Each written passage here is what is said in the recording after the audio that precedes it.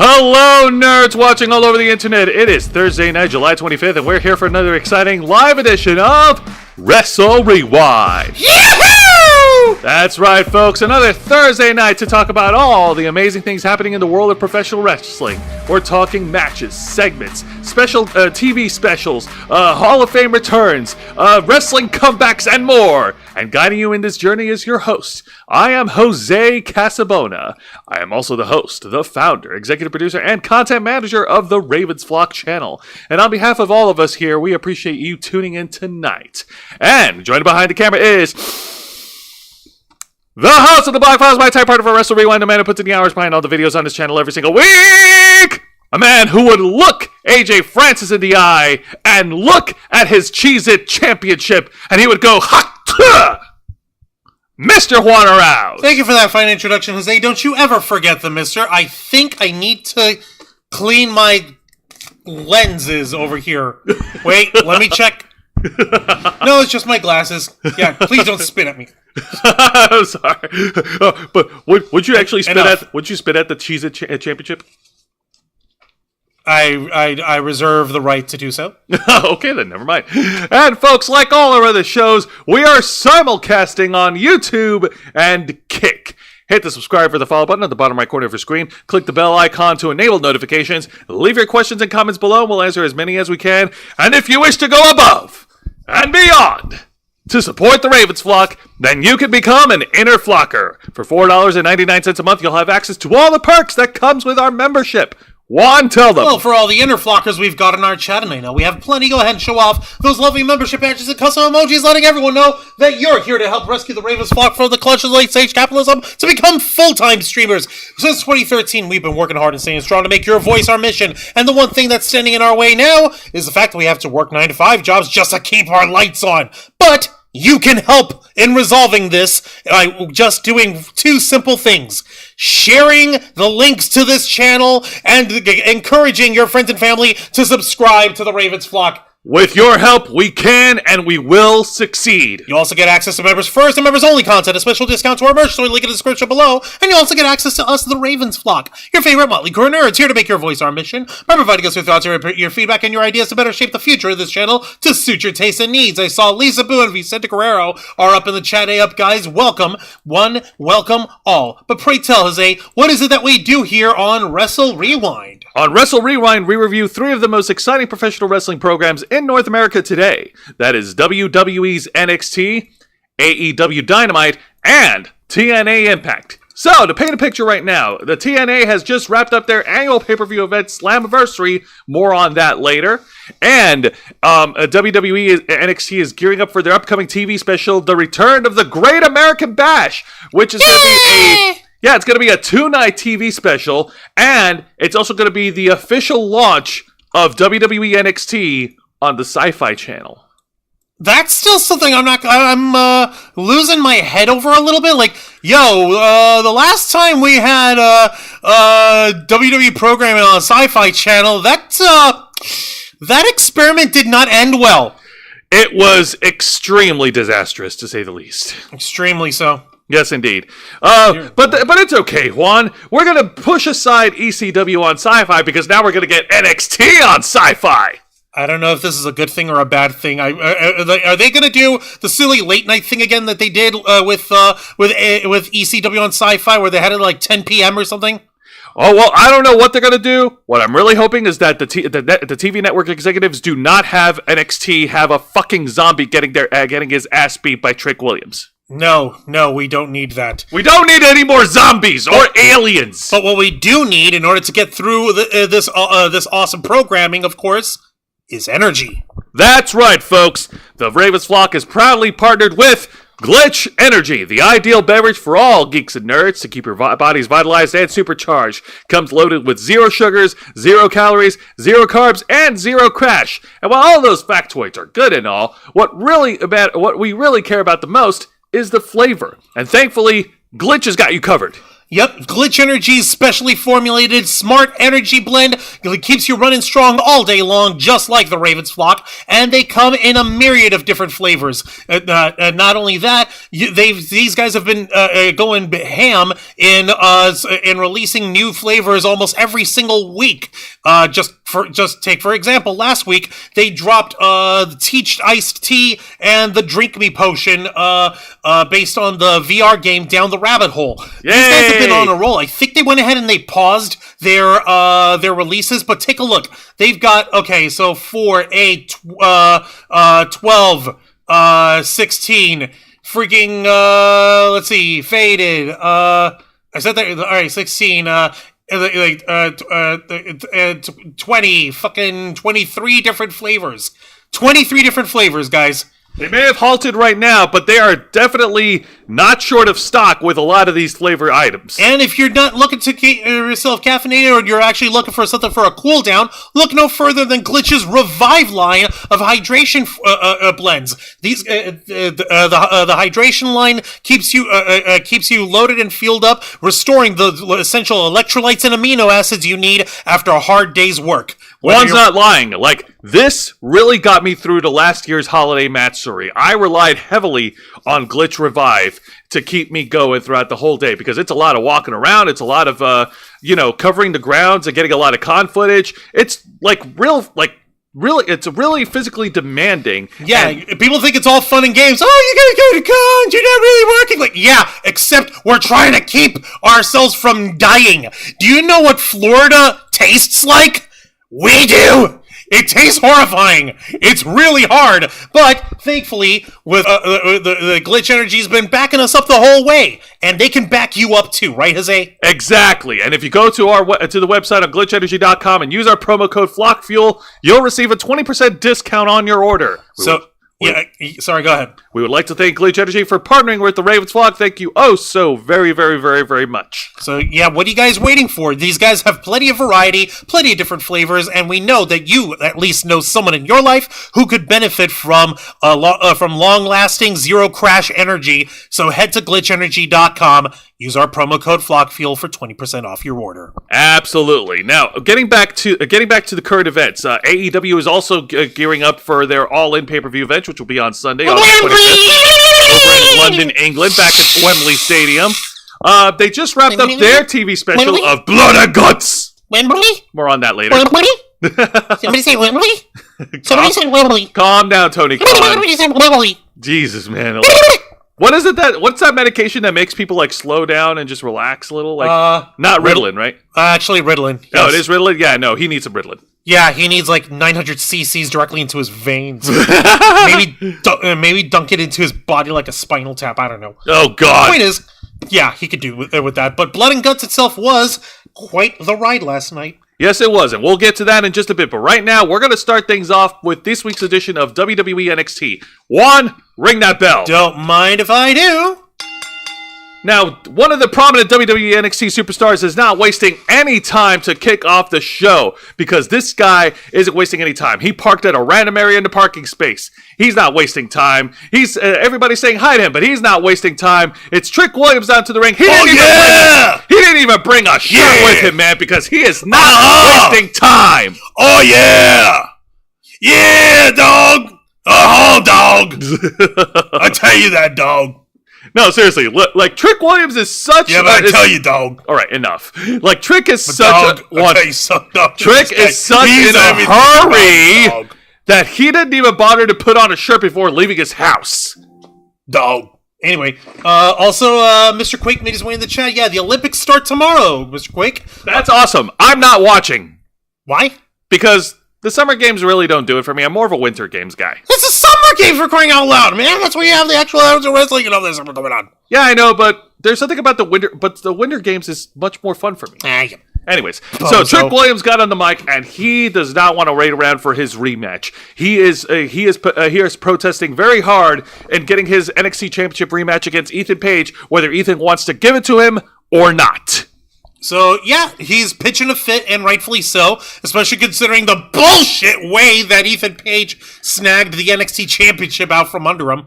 But lo and behold, from one brother to another, out comes the former NXT Cruiserweight Champion, Cedric Alexander, who just made his jump from SmackDown to NXT, and it was trying very hard to counsel Trick Williams in his troubled times, and trying to convince him that he's no longer the top guy in NXT, that he now has to settle for being in third place. Okay, I'm not gonna lie to you guys.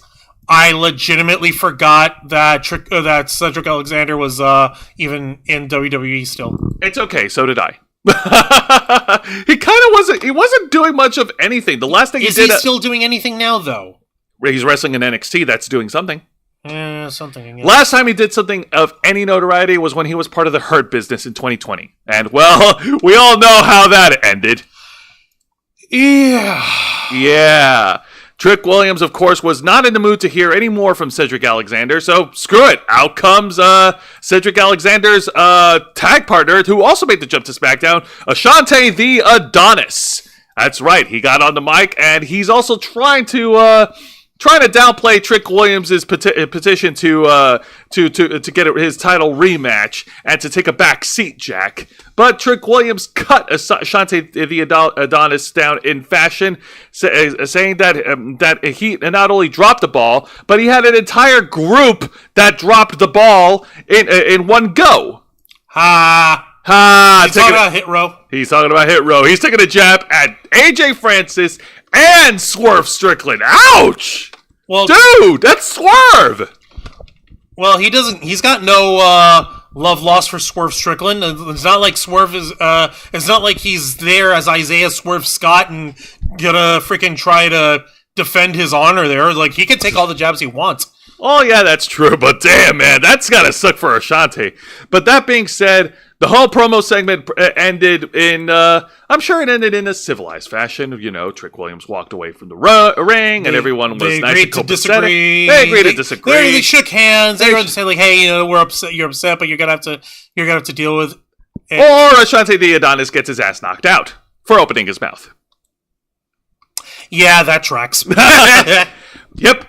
That later progressed into a one-on-one match with Trick Williams going one-on-one against Cedric Alexander later that evening. But yeah, great way to open up a show and great way to set up some contenders for Trick. All right, good. I can deal with that. So now, yeah, no. Why would you do this to yourself? Hey man, talk shit, get hit. True. Fuck around, find out. Exactly. I can't think of any other rhymes to go with it. There's no need to rhyme.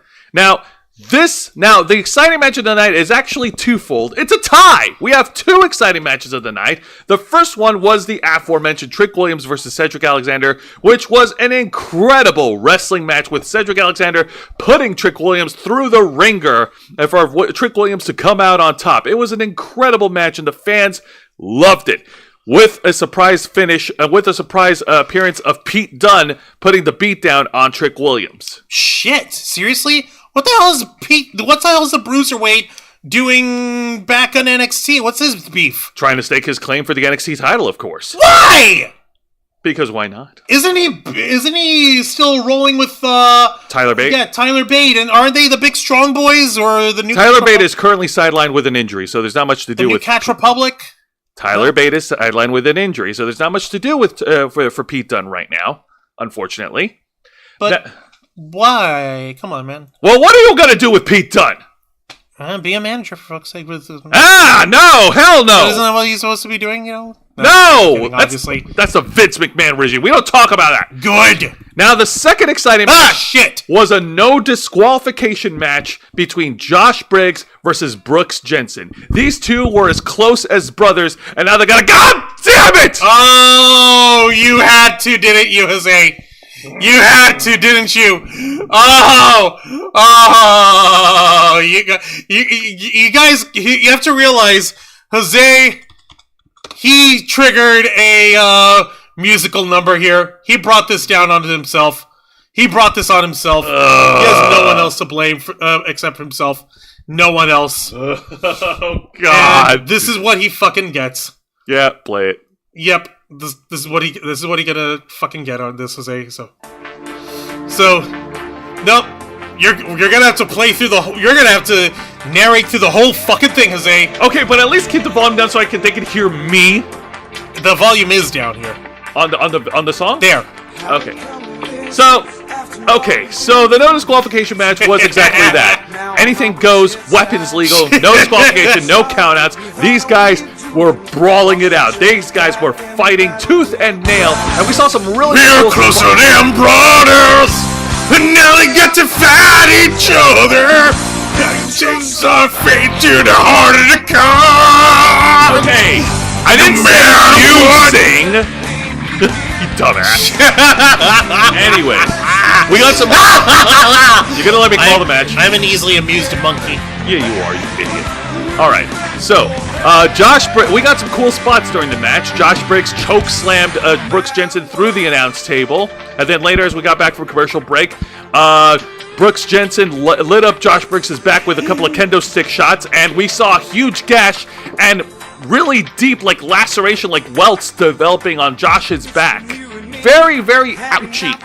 Jesus Christ. Yeah, no.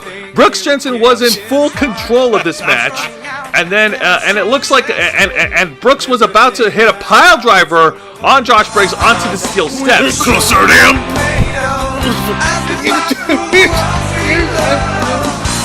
Cramping my style, man. Yes, I'm cramping your style. Fuck these guys. All right.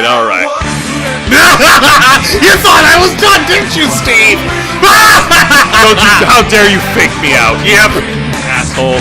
Anyways, all right. Well, thank you.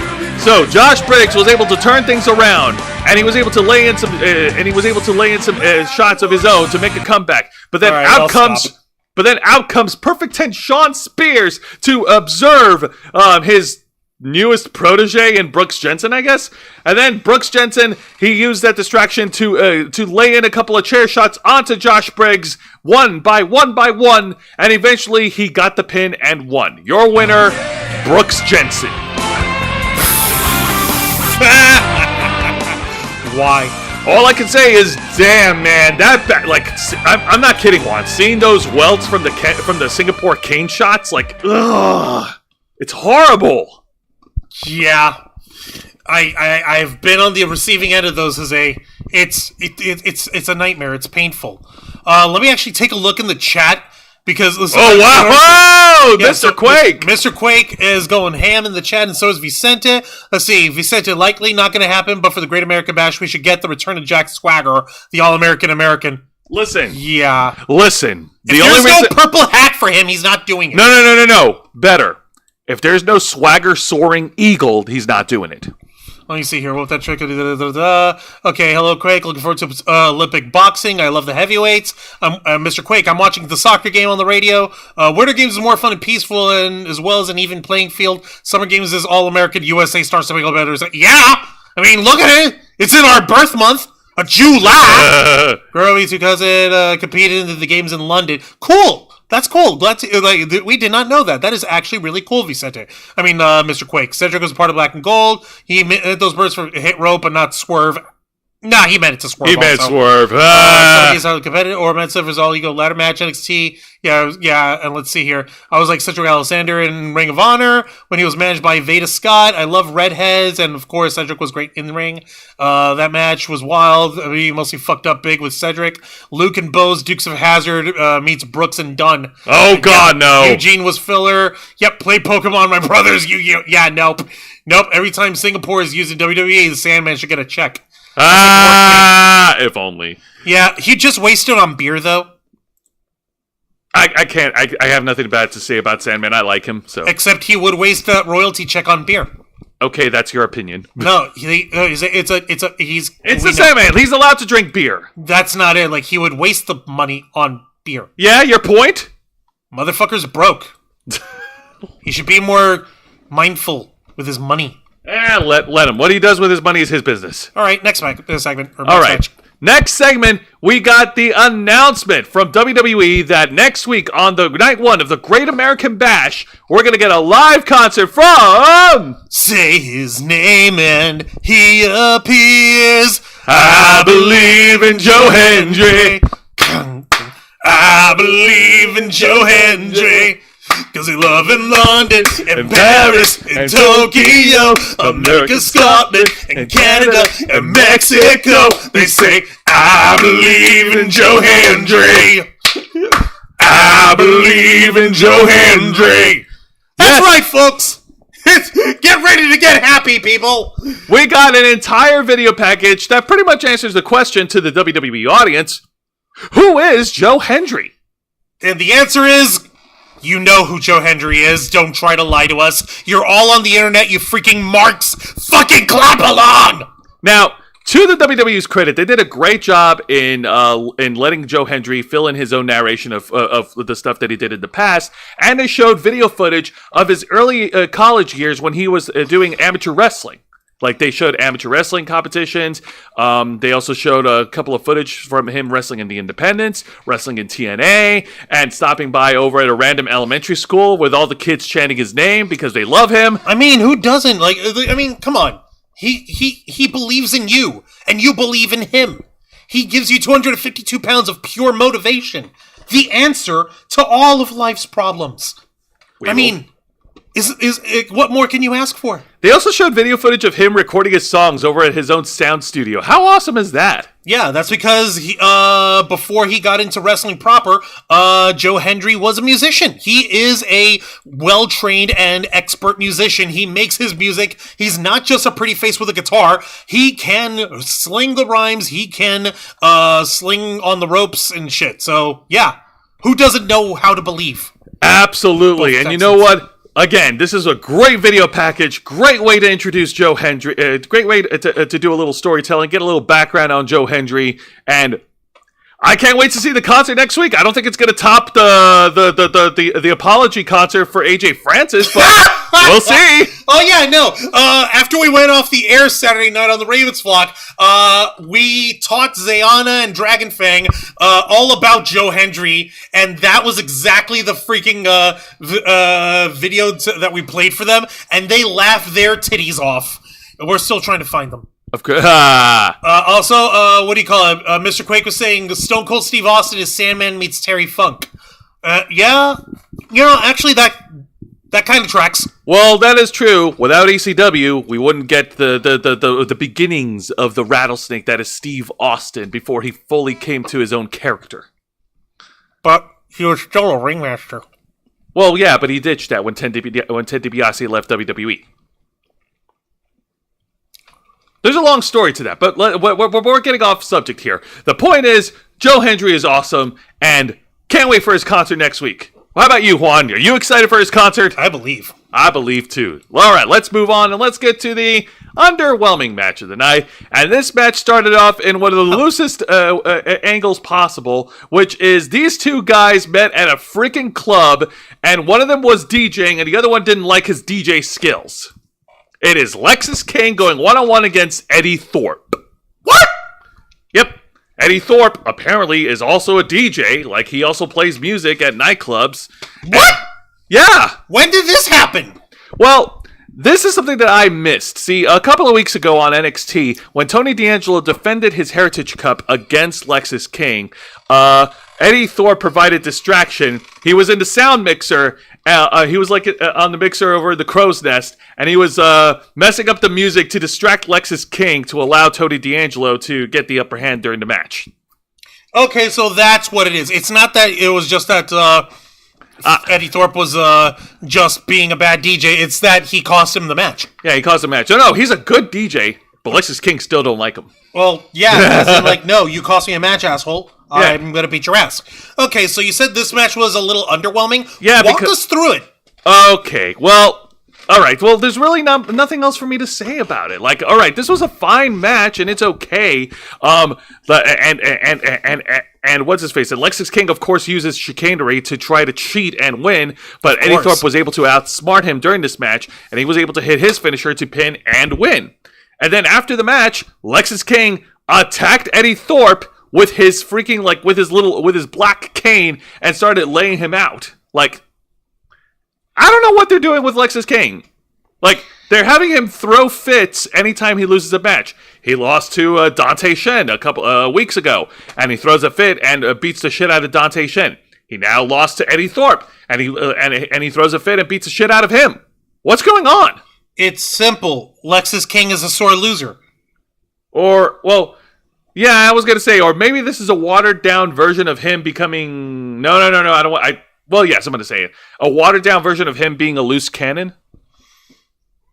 I say watered down because we've seen his predecessor be a full loose cannon, and we know where that went. His daddy, the late, great Brian Pillman. Yeah. Yeah. But then on the other hand, like... Brian Pillman, he had a lot of crazy shit happening outside of the ring, so that's why I said watered down. I don't think we can judge him on that. Yeah, I know. We're all human. We're not perfect. But that being said, so yeah, I know. In the grand scheme of things, with a lot of other big storylines happening with the Rascals and Trick, and of course Tony D'Angelo's Heritage Cup reign and everything else that's going on, this was pretty much over at the bottom of the barrel. Okay. Which is a little odd and it's a little sad because you would think that with the big impact that they had for Lexis King showing up in NXT, that they would try to capitalize on it a little more, or at least give him something to really cut his teeth on. So we'll see. Let's see. I really hope that they move Lexis King on to better things. Yeah. But now, the good news is, this week's edition of NXT has no bad segments to feature. So, that is... Sure? I am... None. Really? Really? You sure you're not just being lazy? I'm not being lazy. You sure? I'm sure. You sure? You're sure? Who watches wrestling? You? Exactly. But are you sure? Yes. But you're sure? I'm about as sure as... Yes, I'm sure. Shut up. You think that's air you're breathing now? Don't even try that. All right, man. Come on. Now let's get to the main event, which is a 6-man tag match player. As the Rascals, representing TNA, takes on the teams of Axiom, Nathan Frazier, and Javon Evans. All right, so we've got Wesley, Zachary Wentz, and Trey Miguel teaming up. And they're repping TNA here this time around. So Wesley, he's doing cross-promotional line stepping. You dreadlocked turncoats. No, he's stepping over the line between TNA and NXT. Listen, man, habitually. we only have one. Listen, there's only one person who's a habitual line stepper, and he's from Chicago. Yeah, but where's Wesley from? He's from Ohio. Close enough. Let me take a look in the chat over here. All Eagle will beat Oro since Oro's very emotional. WWE CW did give us CM Punk. Same as Rocky Maivia, Hunter Hearst Helmsley, etc. The new generation to Attitude Era. I think ECW would be post-hardcore wrestling, like Luther's Aggression Era. Trick versus Oro Mensa for the NXT Championship. Okay, Maybe. And Vicente, I have not even heard of Eddie Thorpe. Not shocking, it was a low-rate match. Lexis King throwing a fit reminds you of Christian's tantrums in WWE during matches. Oh, God, yeah, you know what? That's a better comparison. All right, so tell us about this match. Well, first of all, I do want to agree with Mr. Quake. Say what you want about ECW on Sci-Fi, Juan, but without ECW on Sci-Fi, we would not get CM Punk. Okay. Now, that being said, this was a huge, amazing, high-flying, steal-the-show main event. This was the Rascals were operating as a unit. They were constantly tagging in, hitting all their high-flying moves, and the NXT Tag Team Champions and Javon Evans were struggling really hard to keep up the pace. So, you gotta understand something, guys. These guys aren't just tag teams, dudes over in the Rascals. Trey Miguel, and wasn't Trey Miguel a former X Division champion as well? Yes. And so was Zachary Wentz at one time? No. Not yet? No. Okay. Zachary Wentz was a former NXT tag champion. Okay. All right, I see what you mean. Yeah, but the point we're making is, as far as that goes, when it comes to the high-paced, breakneck speed and balls to the wall action that the Rascals were putting on display, they were repping more than just being, we're a TNA faction here fighting in NXT. They were representing and highlighting facets of TNA's X Division, something for people to hey, do you like this kind of action? Head over to Thursday nights. Head over and watch on Thursdays. Yeah, I know. and they were awesome. The Rascals did a great job. I also sent more screenshots of the main event, by the way. I know. I'm continuing. Okay. You should I'm doing. Yeah, no. Shut For the main event, the Rascals kept up the momentum. Oh, shit. But thankfully, Javon Evans was able to answer back. Who's flying up in the air? That's Siobhan. Yep, Javon Evans was able to answer back, hitting a top rope tope suicida to lay out all the competitors at ringside. I think that's Nathan Frazier in there. Yeah, Nathan Frazier in there in the mix with Zach and Wes. Yep. So yeah, no, that was. I guess they were getting their. I guess. Actually, no. At ringside, it was Trey Miguel and what's his face and Wesley. Yeah. Okay. So yeah, Trey and Wes were beating up on Frazier only for Javon Evans to break it up with a tope suicida, as Excalibur would exclaim. I'm over here thinking that he would have probably used what's his nuts over here for a trampoline or the step up. No. Thankfully not. But Zach. But thankfully, in what happens in all wrestling, turnabout is fair play because Zachary Wentz, after seeing what happened over there, not to be outdone, he goes to the top turnbuckle and lays everyone out. He went bet. That looks cool. Let me try flap. Exactly. Vicente also brought up another WWE CW moment. CM Punk versus Big Daddy V. Punk tried to go for a body slam, got Big Daddy V half lifted, and then CM Punk gets pancaked. Yeah. Ow. It's like, nice try. Flap. Also, rest in peace, Nelson Frazier. Viscera. Yeah. Yes. I like Viscera. Big Daddy V just didn't click with me. I know, it was weird. Anyways, so getting back to the main event. So when we got back from commercial break, the action continued as all three members of Team NXT hit a simultaneous super kicks onto Trey Miguel. Hey Trey, you like kicks? Actually no, that was Zachary Wentz. They kicked Zach. Hey Zach, you like kicks? Oh fuck. No doubt paying him back for getting fired from WWE 2 years ago. I mean, just a coincidence. No, Vicente's like, yeah, X-Division vibes. Yeah, exactly. That's what we're talking about here. Yeah. But getting back to it, so I'm going to stop taking jabs at Zach. I think at this point he's already paid his dues. We can leave him alone. Right, Juan? Is he still with Gigi Dolan? Yes. Then I'm not letting anything up. Oh, I mean, come on, man. Fuck him! Hey, I like Gigi too, but you don't hear me complaining. Yeah, well, that's the difference between you and me. El bebé que no chilla no mama, okay, Jose? The baby that don't cry don't get fed. What? I want me some Gigi. What, do you cry every night and do you curse at Jonathan Gresham? Maybe. Anyway, so the Rascals were able to turn things around. Shit. And they did it. They hit that one move I talked about last week when reviewing TNA. They did that triple missile drop kick. Yeah. They did it on WWE TV, and I loved it. Nice. See, this is good. The good shit here. Quake is asking, he thought that Darby Allin and Gigi were a couple. They were, but they broke up years ago, and Darby Allin has issues with that. But I'm not going to touch on that. So, getting back to it. So, the Rascals, they're closing in on their victory. Axiom tried to turn it around by hitting an avalanche Spanish fly. Nathan Frazier tried to go for the Phoenix Splash, but Trey Miguel got his knees up. And then, in the final moments of the main event, Wesley and you can see another double team move here. Wesley got Axiom in position. Trey Miguel does a flying Meteora to knock out Axiom, and then afterwards, Wesley and Zachary Wentz, they did their double team move, and Trey Miguel laid out all the competitors outside, and they pin and they win. Your winners, the Rascals. All right, so TNA coming out on top tonight. I do not want to be Axiom or Frazier or Javon Evans after that, especially now Nathan Frazier after a three-way dropkick. Ow, my fucking chest. Wesley looked very, very proud of himself. He seems to be very very much at home. Okay, am I wrong? Am I horrible for pointing this out?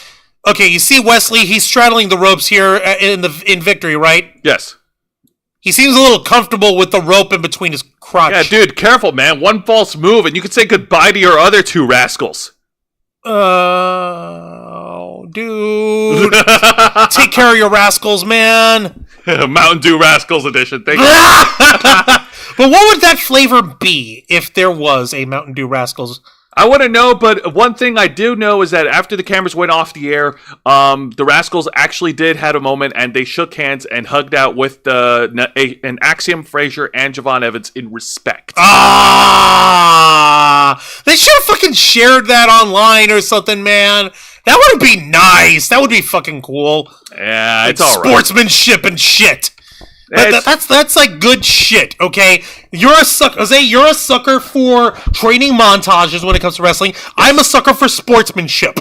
All right, and that's a fucking thing, and that's something that's a hill I will die on. So yeah.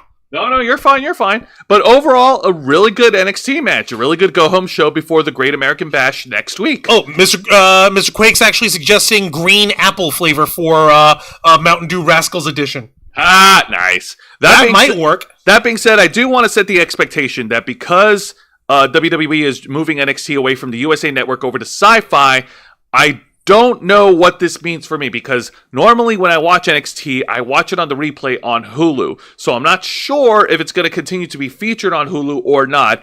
I will let you guys know. I hope that the change in channel networks does not affect the streaming deals with WWE on Hulu. It shouldn't, right? Right. No, it shouldn't. I hope not. Yeah. All right. That being said, let's go ahead and move the black and gold brand aside, and let's crank things up to 100. And it's time to go into this week's edition of AEW Dynamite.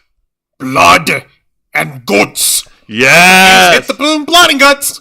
Yes, AEW Dynamite Blood and Guts takes place over in Nashville, Tennessee, baby, the hometown of rock and roll. Yay how. Yeah, how indeed. Also the hometown of a current AEW wrestler and WWE Hall of Famer, Jeff Jarrett. Yay how. King of the mountain. All right. And the way AEW Dynamite opens up, it opens up in celebration, bitches. Not much celebration for you, but celebration for the new AEW International Champion, Maxwell Jacob Freeman, MJF. Why are you doing the DMD of Britt Baker to MJF's letters? No, I'm doing the CEO. That's almost worse. But that being said, yeah, no. The cheerleaders are out in red, white, and blue, and they're cheering for MJF. MJF strolls down to the ring with championship at all, and well, he seems quite proud of himself. And of course, oh God, what the fuck is this? That's why does he have such a giant graphic? Come on. Because AEW uploads their pictures in high resolution on Twitter. Dear Jesus. I don't get it either. There is no consistency between these people's departments. So that being said, MJF cut a great promo. He first Quake over here fucking saying the cheerleaders for MJF gives Gary Oak vibes. All right, we're going to get back to the comments in just a bit, but let me get to this through this opening segment here. So MJF gets on the mic, and he cuts his promo, and it's back to his original form. Back to being heel MJF, back to being a bastard. I mean, I guess those couple of months of being a babyface, that was fun while it lasted. Well, he's like, I tried it once, never again. Exactly. So MJF got on the mic, and he was first of all, he briefly addressed that he's going to come back for his AEW World Title against Swerve, and then he went back to running down. The AEW International Title of what it means, and then the belt itself, the championship itself, and mean mugging the fucking photo. Yeah, what's that all about, dude? MJF ran down all the workhorses of the international title: Orange Cassidy, Will Ospreay, and everybody else. And he pretty much said that, and he pretty much just at the idea of the workhorses of the international title. And he also took a shot at the fans for being unpatriotic for cheering for champions that are not from the USA. Jesus God, what the fuck, man? So MJF decided to throw the AEW International title into the garbage and has unveiled a new championship. Ladies and gentlemen, we present to you the AEW American Championship. I don't see AEW any fucking where on this. This is MJF's American Championship. All right? I like how one of the side plates says, better than you, and you know it, UK. And UK know it. And UK, you know it. Knows it. And what? And what? Like the country that matters. The country that matters. Oh my god! And yeah, no, I'm not gonna lie.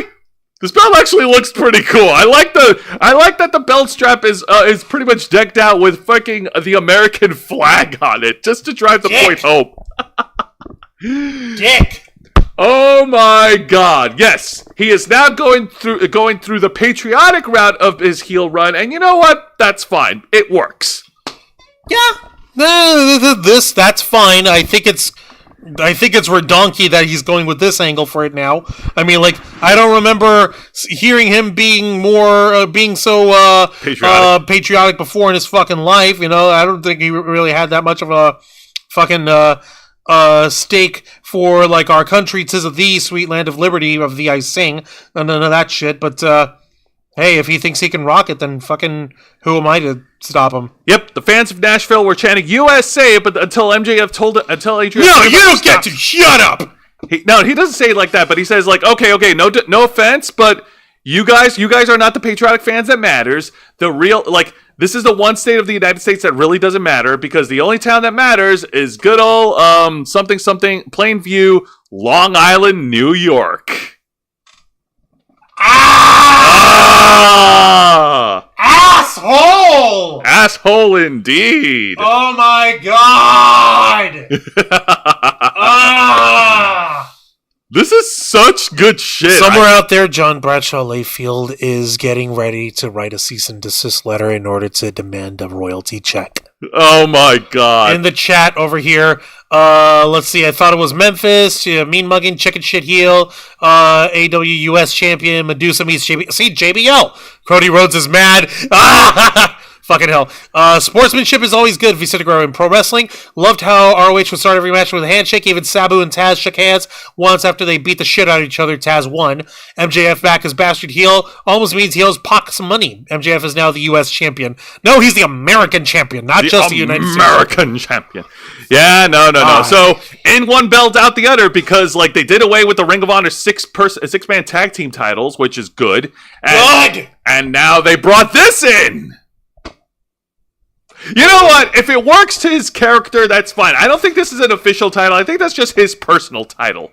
Yeah, I mean, it doesn't have any AEW marking on it. No, but it does paint a huge target on MJF's back, because then out through the crowd comes the former AEW International Champion, the Billy Goat himself, Will Ospreay.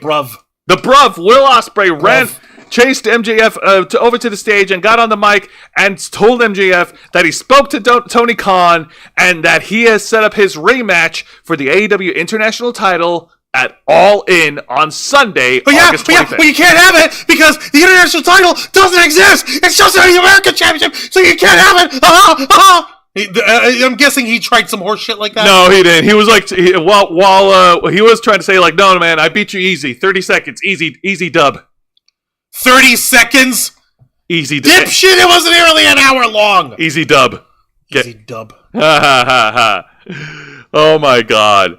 So yeah, that was a great opening segment. Holy shit. And you know what? If this is like... Yeah, no. I see what AEW is doing, because AEW relies heavily on fans tuning into Dynamite after watching The Big Bang Theory. What is it with the appeal of The Big Bang Theory? Why do so many people watch it? Stupid normies. Ugh! And apparently, like, after they watch The Big Bang Theory, they stick around to watch Dynamite, and that's how AEW gets their numbers. You're kidding. I kid you not. Yeah. But that being said, great opening segment, a great way to start Dynamite. I love it, and I want to see where this new chapter in MJF goes. You phony American heel champion, yeah. Let's see where this takes us. So, next segment? Next match. And you know what? You're going to disagree with me. And you know what? I am okay with this, because I fucking laughed my balls off when I saw this. And this match is for the FTW Championship as the Learning Tree. Chris Jericho defends against Matt Murder Grandpa himself, Minoru Suzuki. Okay, I'm listening. So this... I'm listening here because I want so fucking badly to see and hear how horribly Minoru Suzuki just tore the shit into this guy. Well, the best way that I could describe it is pretty much Minoru Suzuki put Chris Jericho through the school of hard knocks, or rather, hard chops. So Minoru Suzuki, since Chris Jericho touted himself as the learning tree, I'm gonna teach you how to do chops, okay? Here's the way you do it this way, and then that. No. Minoru Suzuki took that moniker literally and started chopping away Jericho like an actual tree. Oh, fuck out! Yep. Yep. 90% of this match is pretty much back and forth chops, but Minoru Suzuki is the better chopper. He chopped Jericho so bad, not only was Jericho hurting, not only was his chest red and gushing, but his chest was also bleeding from the chops. Ha! Ow! The fuck? Bien merecido, hijo de puta. And then, that's what you fucking deserve, bitch. Yep. The action then spilled over at ringside, where Minoru Suzuki continued the punishment on Jericho and started hitting him with some weapons at ringside, hitting him with a steel chair, hitting him with a kendo stick, bringing him back into the ring. He tried to go for the Karl Gotch. He tries to go for the sleeper hold, but Jericho was able to break out of it. He turns it into the Lion Tamer, but Minoru Suzuki was able to power out of the submission hold. At one point, Minoru Suzuki even kicked out of the Code Breaker. And then Minoru was trying to put away Jericho with the Karl Gotch pile driver, but then Chris Jericho hits a low blow on Minoru Suzuki and then hits the Judas elbow to pin and retain. Your winner and still the FTW champion, Chris Jericho. God, what the fuck, man? But wait, there's more. Please let there be more. After the match, Minoru Suzuki got really pissed off and hit Jericho with the fucking pile driver in the middle of the ring. And then out comes Big Bill and Brian Keith to lay a beat down on Minoru Suzuki. But then Suzuki was saved by Katsuyori Shibata. He runs down to the ring and he knocks out all the members of the Learning Tree, Jericho included, so that Shibata and Suzuki stood tall. Holy shit, you're kidding. I kid you not.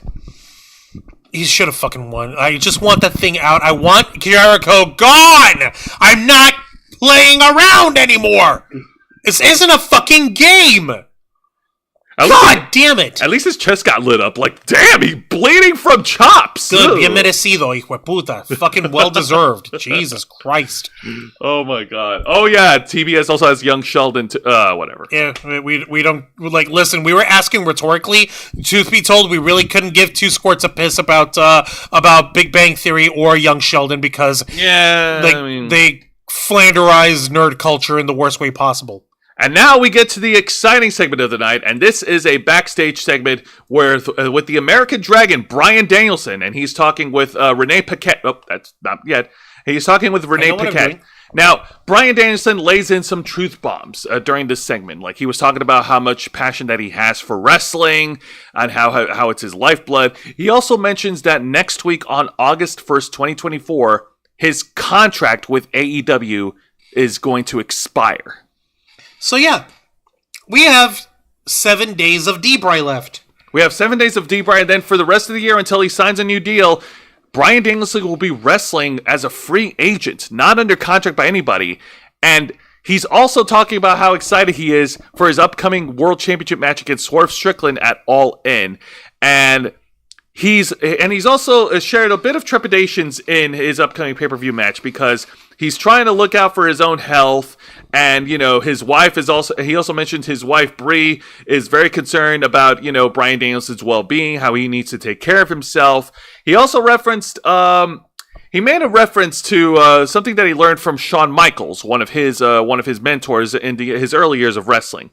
Shawn Michaels mentioned that, hey, listen, man, the moment you go down to the ring and you don't feel any nervousness or excitement, if you go down to the ring after a while and you don't feel any nervousness in your belly, then that means that it's the end and that it's time to retire.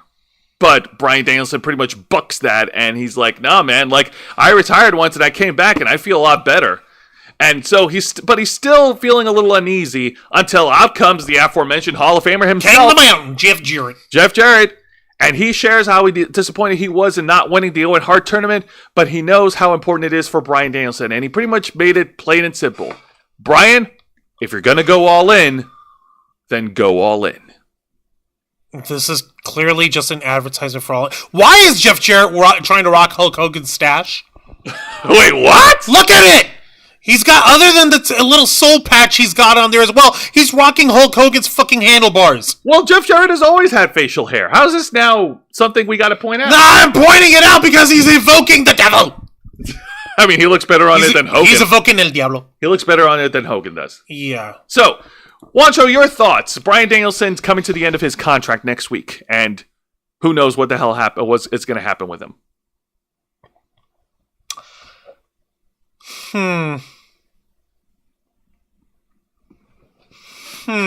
Actually, no. Save that. Nope. No, we got to save it for the main event. Nope. I'm not saving shit. Hot tag to one. Tag in. Give me that.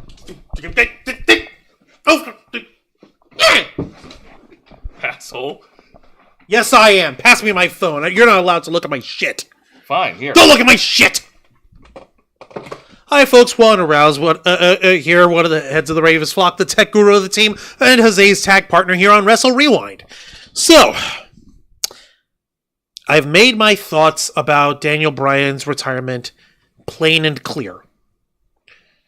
I have no problems with him as a person.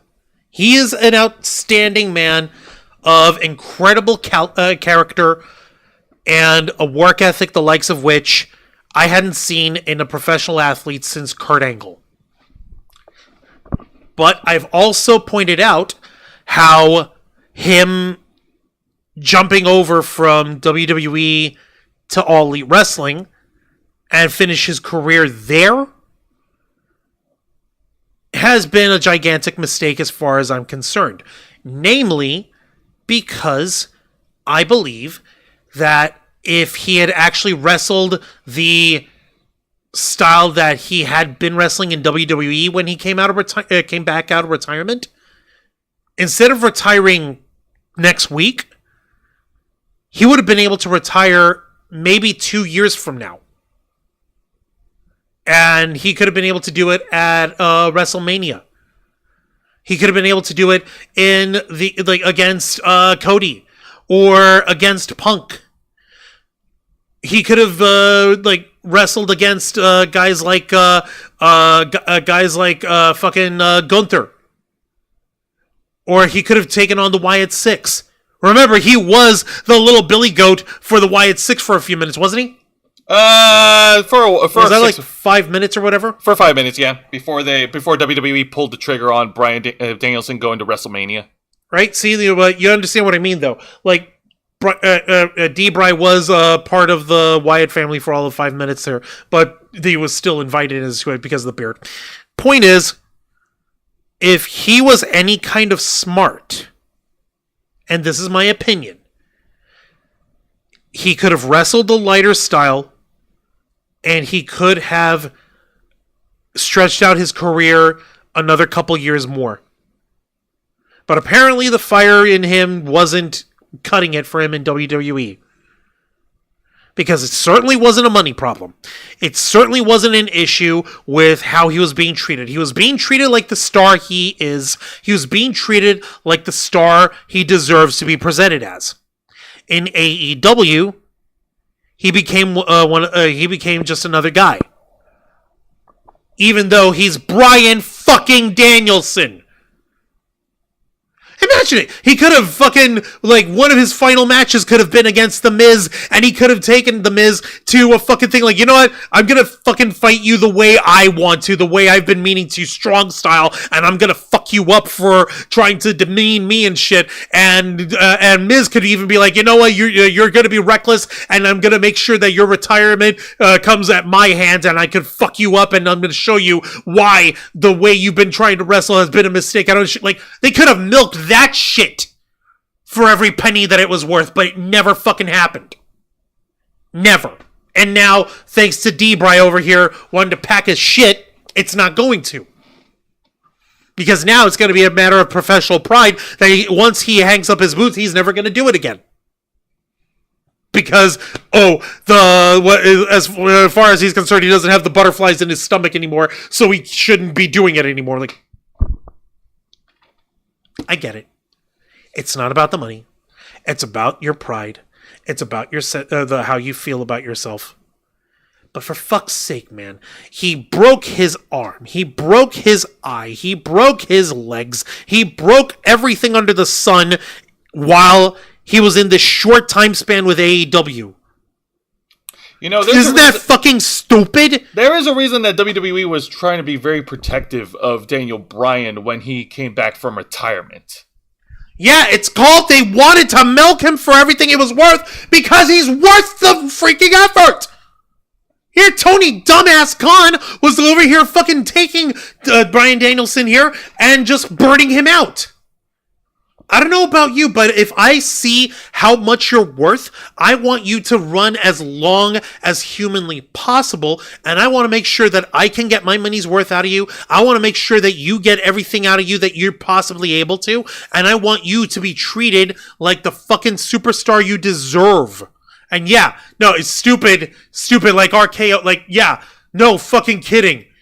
Dumber than a box of rocks. But you know what? It's his fucking life. It's his fucking neck. It's his fucking family. It's his fucking self-respect. It's his pride. He's the one who's got to answer to himself when he looks at himself in the mirror once he's done and say that he's finally got it all out of his system. So, okay, fine. Congratulations. Excellent, Bryan Danielson. You're going out the way you want, but it's stupid. It's dangerous. Not just dangerous, stupid. Patently unintelligent, patently unwise. And the fact that Tony Khan kept him fucking going over and over and over and fucking like going in with fucking eye patches and his arm dangling off of him. But goddammit, does he just loves the sport so much. He has so much love for it. He wants to give it all. Like, give it all, but don't fucking kill yourself for it. For fuck's sake. Man. And I say this shit because I fucking respect Bryan Danielson. I say this shit because I fucking love his style. Yeah, him going hardcore, smash mouth, strong as fuck, and going as hard as he fucking can. Yeah, it makes for great ratings and great bangers, but it's not fucking intelligent, man. It ain't fucking smart. Man. Yeah.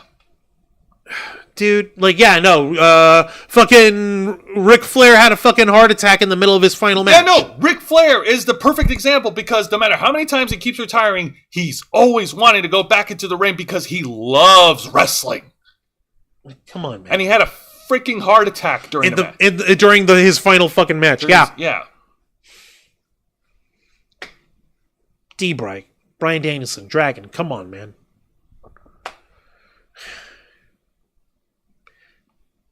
We're gonna miss you when you're not around full time anymore. You deserved a much better send off. But hey, it's your life, it's your body, it's your wife who'll kick your ass if she's unhappy with how you did things. So whatever. Fuck. Tag him. Fuck you. Okay then. Take your fucking ass cushion.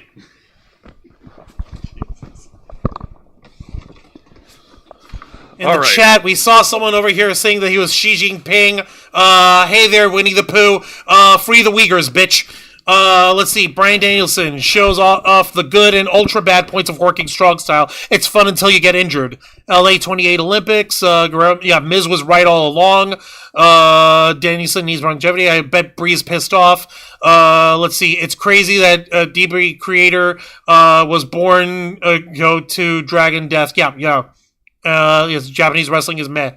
So what's his face says Mr. Quake. Now I almost wonder how Miz would look working like Bryan Danielson. Yeah, no fucking kidding, right? Yeah, imagine Miz would have fucking been dead 8 Ways to Sunday 5 years ago. I don't think Maurice would appreciate having to go be in the emergency room for weeks while Miz is trying to recover from going strong. Going strong style. Yeah, Jesus, going strong style. Yeah, no.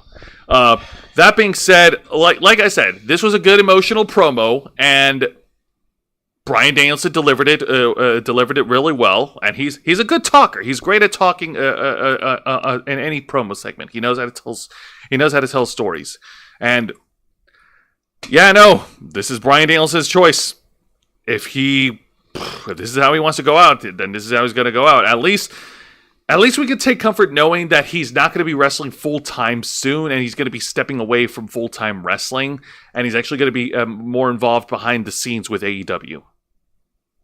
Good for you. Excellent. Yeah. Well fucking done. Come on, man. All right, now let's move on to the match of the night, which is honestly just a big setup for what happens afterwards, and it is the in-ring re-debut of a new persona in Mariah May. She's now known as the Glamour Mariah May, and she went to town on a local talent called Kelsey Alexis. Like, she pretty much destroyed her. Hit her with Tony Storm's running hip attack and the Storm Zero to get the win. That's not a hip. She smashed her ass into their face. She smashed her ass into the face and then hit the Storm Zero to win. And then afterwards, she thought that she was faking the crowd by playing timeless Tony Storm's music. But lo and behold, a dark figure stood right into the ring right behind Mariah May, literally, because the person was dressed in dark clothes. And it turned out to be Toni Storm! Oh my god! And she is out for blood. She's out for revenge. Like, why are you ready to die? Because I am! And she, trying to jump over the referees, everyone holding her back. And even Luther was trying to hold her back. And Mariah was actually losing her mind, what? Yeah! No! It ain't that serious, bro. It's just a prank, bro. Kind of shit. So yeah, squash match, but it was a great setup for the angle afterwards. And oh my god, yeah, no, the pipes on Toni, she was really yelling so loud. She was yelling freaking Rita Repulsa from fucking Mighty Morphin Power Rangers. No, they're giving me such a headache! Are you prepared to die? Rangers! Because I am! Jesus Christ. Oh god, I can't do it. Blonde on blonde crime, Jesus. That ain't blonde hair, man. That's platinum. Yeah, I know. Toni Storm's pissed. Oh my god! Okay, so, yeah, no, she's out for blood. She sees nothing but red. There's nothing but red, Juan. Everything is red. You're red, I'm red. This whole show is red. So, 255-0-0 red. Yes. Fuck. Thank you, Cobra. Retreat! Are you ready to die? Nice that Mariah brought back the short pile driver she was said to have used a lot during Stardom. Oh, nice. Yeah, the short arm includes... Starscream. Are you ready to die, Autobots? Because I am! Alright, I'm gonna stop. Okay, enough. We're breaking people's eardrums with that. Alright, now we get to the segment of the night. And this is supposed to be a backstage interview segment with Renee Paquette and the newly crowned CMLL Women's World Champion, Willow Nightingale. Cool! She won a title. But the interview never took place. At all. And this happened so fucking fast. It started off with Stokely interrupting, and then 1 second later, boom! Chris Statlander lays out Willow Nightingale, and they both cut a promo with Chris Statlander holding the title. This is fucking Crash TV. All in 50 seconds, all in under a minute. And Willow Nightingale just laid there and took it afterwards? Yep. Why? This is Crash TV. Crash TV booking. Crash TV booking is pretty much like something shocking and crazy happens, and then just as you're about to go and tune out and go watch something else, they don't give you time to do that because then something else happens. Yep. No time to breathe. No time to breathe. Go. Bro! 2000 WCW. Bro. Nobody cares what's going on, bro. They just want to see the action, bro. Yeah. Bro! No, Mr. Mike. I invented the Attitude Era, bro! Oh, my God. Bro! Bro! Please stop that. Oh, now look, you fogged up the camera. Bro! Yeah, no, okay, well... I invented Stone Cold, bro! Hang on, the fog is wearing off. Okay, we're good. But yeah, it all happened so fast. I'm like, what the fuck did I just watch? What was that? What the hell was that? Whatever, man. It's furthering their storyline for what it's worth. I just didn't care for it, bro. Everything was happening. But you watched the whole segment, didn't you, bro? Shut up. But bro, you watched the whole thing, bro. The good news is you got the ratings, bro. The good news is that what you're happy about, bro? Is that this asshole Russo was nowhere near the pencil. You sure about that? Give Tony Khan credit. Are you sure about that? He wouldn't employ him. Are you sure about that? Yes. I'd like to think that Tony Khan's at least smart enough not to hire Vince Russo. Yeah, why should he? He's doing a perfectly good job imitating Russo's booking on his own.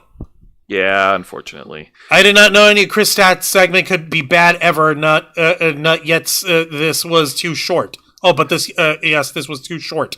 Yeah, it's just a 50-second little thing. Done. All right, now let's get to the main event. The match that everybody pretty much came to watch. The whole reason for this goddamn TV is special. And it's the Blood and Guts match.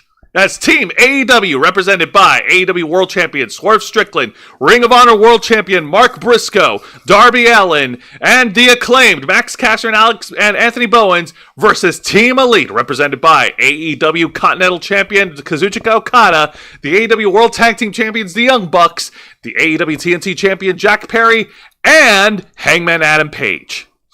Dear fucking Lord. All right, let me fucking see here. All right, oh my God. This was definitely... It took me for a ride, because there's a lot of cool things that happened, but there was also a lot of things that were a little... They went a little too far. Okay, so after all the competitors got into the ring, well, for the competitors, we got the Young Bucks, Okada and Perry in the ring already, and the acclaimed Mark Briscoe and Darby Allin were in the ring. They were already squaring up against each other, and they were waiting for their final guys. Hangman's music played, but Hangman Adam Page was nowhere to be seen. Where the hell is the Hangman? He's not showing up at all. So, no, where is he? Yep, so the 4-on-4 battle continued, and then Swerve's music hits, and then out comes Swerve Strickland, the fifth man, and he's about to go down there and join up with the boys until he was attacked from behind by Hangman Adam Page with a steel chair. Hangman was just waiting for the right moment to pounce. Are you kidding me? I kid you not. He chased away Prince Nana. Not Prince Nana. He was the heart of the team. He put a hurting on Swerve Strickland, and then he handcuffed Swerve Strickland onto the panel of the cage. And then Matt Jackson was furious. He got on the mic and he yelled at Hangman Adam Page like, "Hey, listen, you son of a bitch! We sent you home last time. If you don't get in the ring and do your job, you're fired." He threatened to fire Hangman Adam Page if Hangman doesn't play ball. Hey, that's something I might actually be happy about. Indeed. So Hangman Adam Page... Yep. You weren't even fucking paying attention to what I said. Yeah, I know. So they'd be happy about it. Yeah, I know. So much like an angry kid who had all his candy taken away, Hangman Adam Page storms inside the cage, storms inside the match, and then he has a brief little square off with Kazuchika Okada, planting the seeds of dissent in the Elite. Oh no. Oh yes, indeed. So now it's a 5-on-4 disadvantage, and boy oh boy, like I said, man, this match took me to a lot of crazy shit that happened. They brought out weapons, they brought out chairs, they brought out freaking tables, they brought out kendo sticks, and yes, they brought out thumbtacks, because you can't have an AEW hardcore match without thumbtacks. Of course not. Matt Jackson brought out a bag of thumbtacks and then poured it into Max Caster's mouth before super kicking him in the face. Ow! Oh, could you imagine having thumbtacks in your mouth? No. That's fuck, guys. It is dumb. Now, thankfully, there were some cool moments into the match. First of all, Swerve Strickland struggling to get off the handcuffs. He was saved by Jeff Jarrett and Prince Nana, who helped free him from the handcuffs and ripped up... Jeff Jarrett, Billy Gunn, and Prince Nana. They got Swerve free of the handcuffs. They ripped open the panel of the cage, and Swerve Strickland went in there and he cleaned house, baby. Oh, God. Whose house? Swerve's house. Swerve went in there and laid out all the members of the Elite, eventually getting to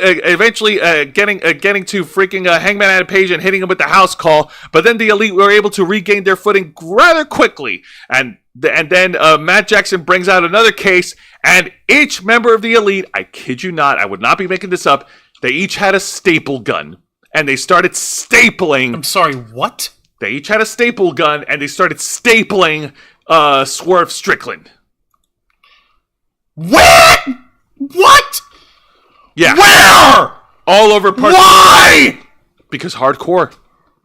No, that's just silly. I know, that's internet silly. That's very, very silly.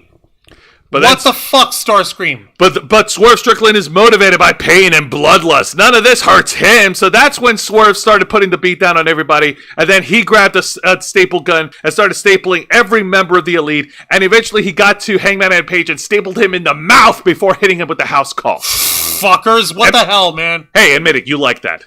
Yeah, I mean... When I said Hangman got stapled in the mouth, you like it. Yeah. Anyways, so the action continues and things are turning around for Team AEW. The Young Bucks were able to get a couple of tables set up, stacked up one over the other, and then the Young Bucks brawled with, and then one of the Bucks, I think it was either Matt or Nick Jackson, brawled with Anthony Bowens as they were climbing to the top of the structure, the top of the cage, and then Bowens got knocked out and he tumbled over and crashed through the pile of tables at ringside. Ooh, nice. Yeah, nice indeed. And then the action continues on in the middle of the ring, and Darby Allin is still putting up a fight, fighting the good fight against everybody. And so, with Team AEW once again regaining control of the match, Darby Allin, in one of the most unique, unorthodox moves in a War Games match, period, Darby Allin starts climbing, starts hanging on from the ceiling of the cage, like if it was monkey bars in a playground, and then he drops and hits a coffin drop on Matt Jackson in the middle of the ring, and then he also lays out. They also lay out Jack Perry, and they handcuff Jack Perry onto the opposite steel panel of the cage structure, a la Jesus Christ. Jack Perry. So now, instead of him being a scapegoat, he's being crucified? I know, right? Seriously? The passion of the scapegoat. The passion of Jack Perry. Yep. And then one by one, each member of Team AEW laid in the hurt onto Jack Perry. Mark Briscoe laid in a couple of Singapore cane shots onto Jack's gut, forcing him to yell "I quit." But Jack Perry kept spitting at Mark Briscoe's face, refusing to give up.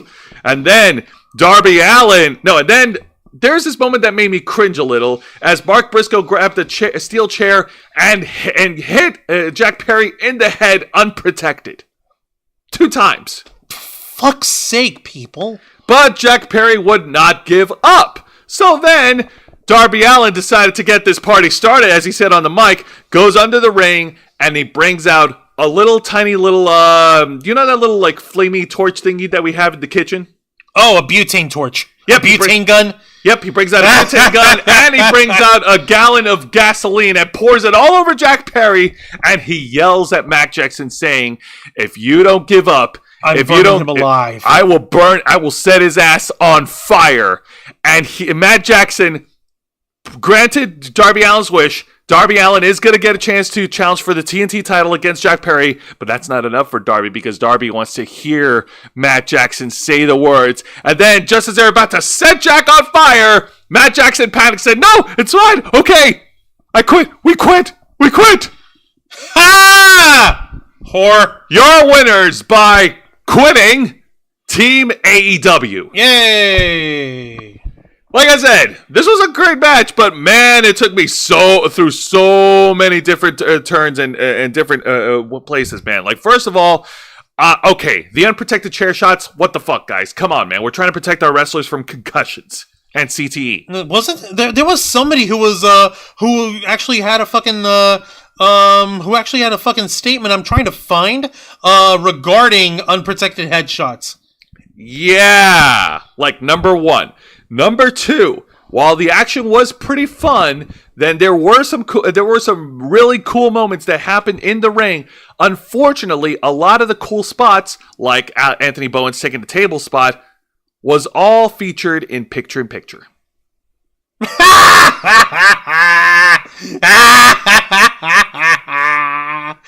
Oh my fucking lord, why? What the hell is wrong with these guys? Like, you'd think that Tony, being a billionaire bumbling dumbass, could throw a couple million their way over to TNT, say, hey, let's air this match commercial free. I want everyone to be able to see all of it. Right? Like, come on, dude. This is a fucking big marquee match. This is like a match that belongs on a pay-per-view. This is your blood on guts match. Come on, man. What the fuck? And a third complaint that I have about this match is that, and it's the oversaturation of weapons. Like, here's the thing. Yeah, WWE, like AEW, like for this match, they brought in chairs, kendo sticks, and tables, and that's fine. That's okay. You want to handcuff someone to keep them from coming into the ring? That's fine. That's telling a story. But then you bring in thumbtacks, and then you bring in staple guns. That screams internet wrestling. No, it screams internet stupidity. Guys, not every one of the people who watch professional wrestling are gonna be like online sickos, like he tries to call them. They're human fucking beings. For Christ's sake, we want to be able to see shit better. And yeah, Mr. Geek Me Out, how's it going? Welcome to Wrestle Rewind. What did we think of the new American Championship? I love it. It's such an asshole move. Yes, Vicente was also saying, Blood and Guts match in AEW is IWA Deep South or XPW type violence. Yeah, no, and this screams of, like, because Zay was saying last week, and I'm pretty sure what you were going to say now, Zay. What is it? That this stinks of desperation. This set of booking screams desperate. Now listen.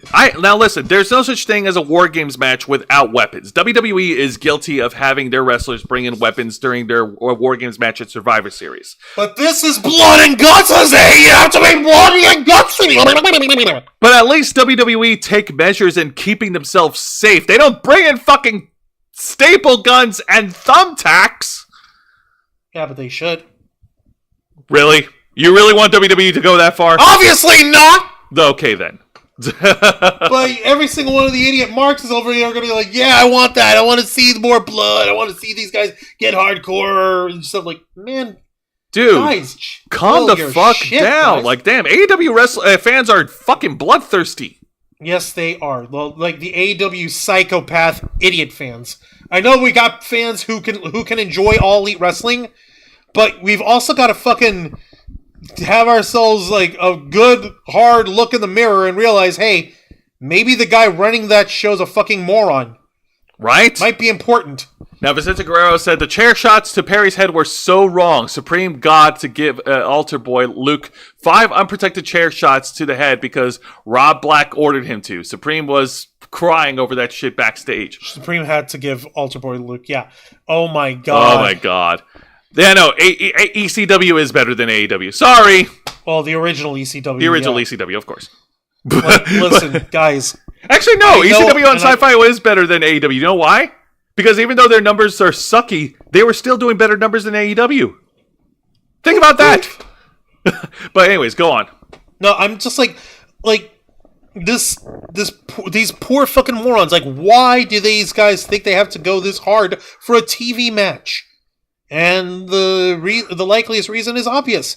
Because Tony tells them to. Because he's under pressure. Little cokehead over here fucking doesn't know how to run his shit. Doesn't know shit from apple butter when it comes to running a proper business. So he's overbooking himself for the sake of booking. Yep, he's under pressure, not just pressure by the fans who are demanding more wrestling, but also pressure from because this year is negotiations year, because AEW is still negotiating for their TV rights with Warner Brothers Discovery. They have yet to lock in a deal with Warner Brothers. Mr. Dave Meltzer said that they have a deal ready and it's going to be ready to go. Yeah, well, those rumors have been debunked. Yeah, thoroughly, but but everyone knows, like, you know, it's going to. Whatever. Shut up, Meltzer. You know. That being said, if you're in the middle of negotiating your TV rights deal, what part of your brain thinks it was smart to threaten a wrestler to set them on fire on live television? I'll tell you which part. The sickle part!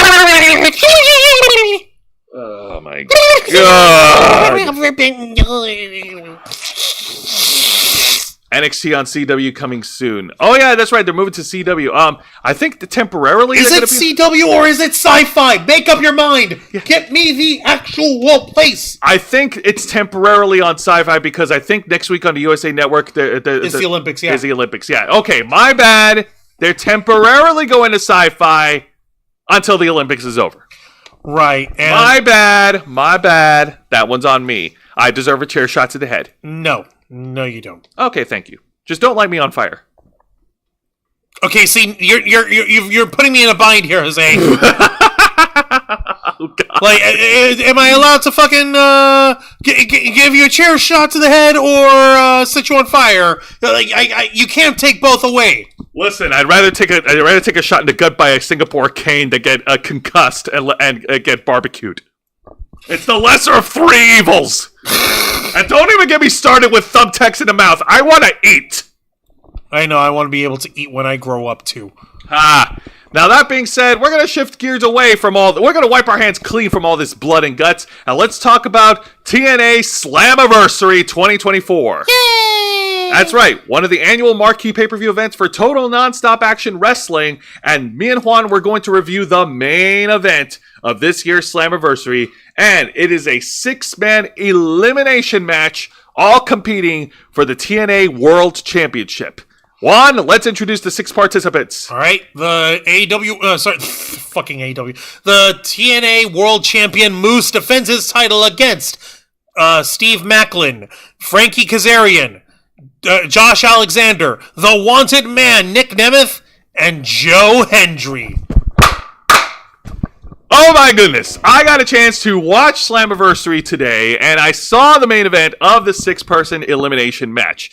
So there's a lot to talk about here, so let's get to it. So the first guy to get eliminated, well, first of all, Steve Macklin was doing a pretty good showing. Like, he was taking out all the guys in the ring. He was hitting the crosshair spears on all the competitors. Ow. Like, he was going all out. And the Montreal fans, like, this show took place in Montreal, Quebec, Canada.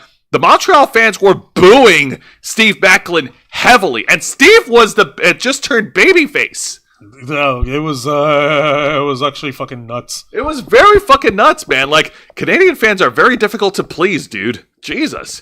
That being said, Steve Macklin, unfortunately, he was the first guy to be eliminated because Josh Alexander then was able to hit a comeback and hit Suplex City on all the competitors in the ring, and then eventually he got the drop on Steve Macklin, and Macklin was the first one to go, which prompted the Montreal fans to sing "Na na na na na na na na hey, goodbye." Na, na, na, na. Oh my Na, God. na, na. Jesus. Hey, goodbye. Like, Steve So Macklin, long, clown shoes.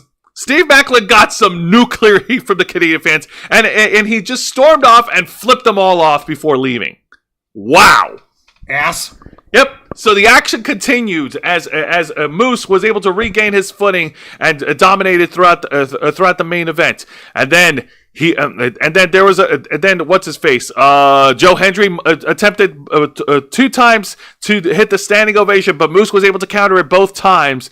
And then finally, after a little bit of help from other competitors in the match, Joe Hendry was able to hit the standing ovation onto Moose, and in one of the most shocking and unexpected things to happen in TNA wrestling, Moose was the next guy to get eliminated.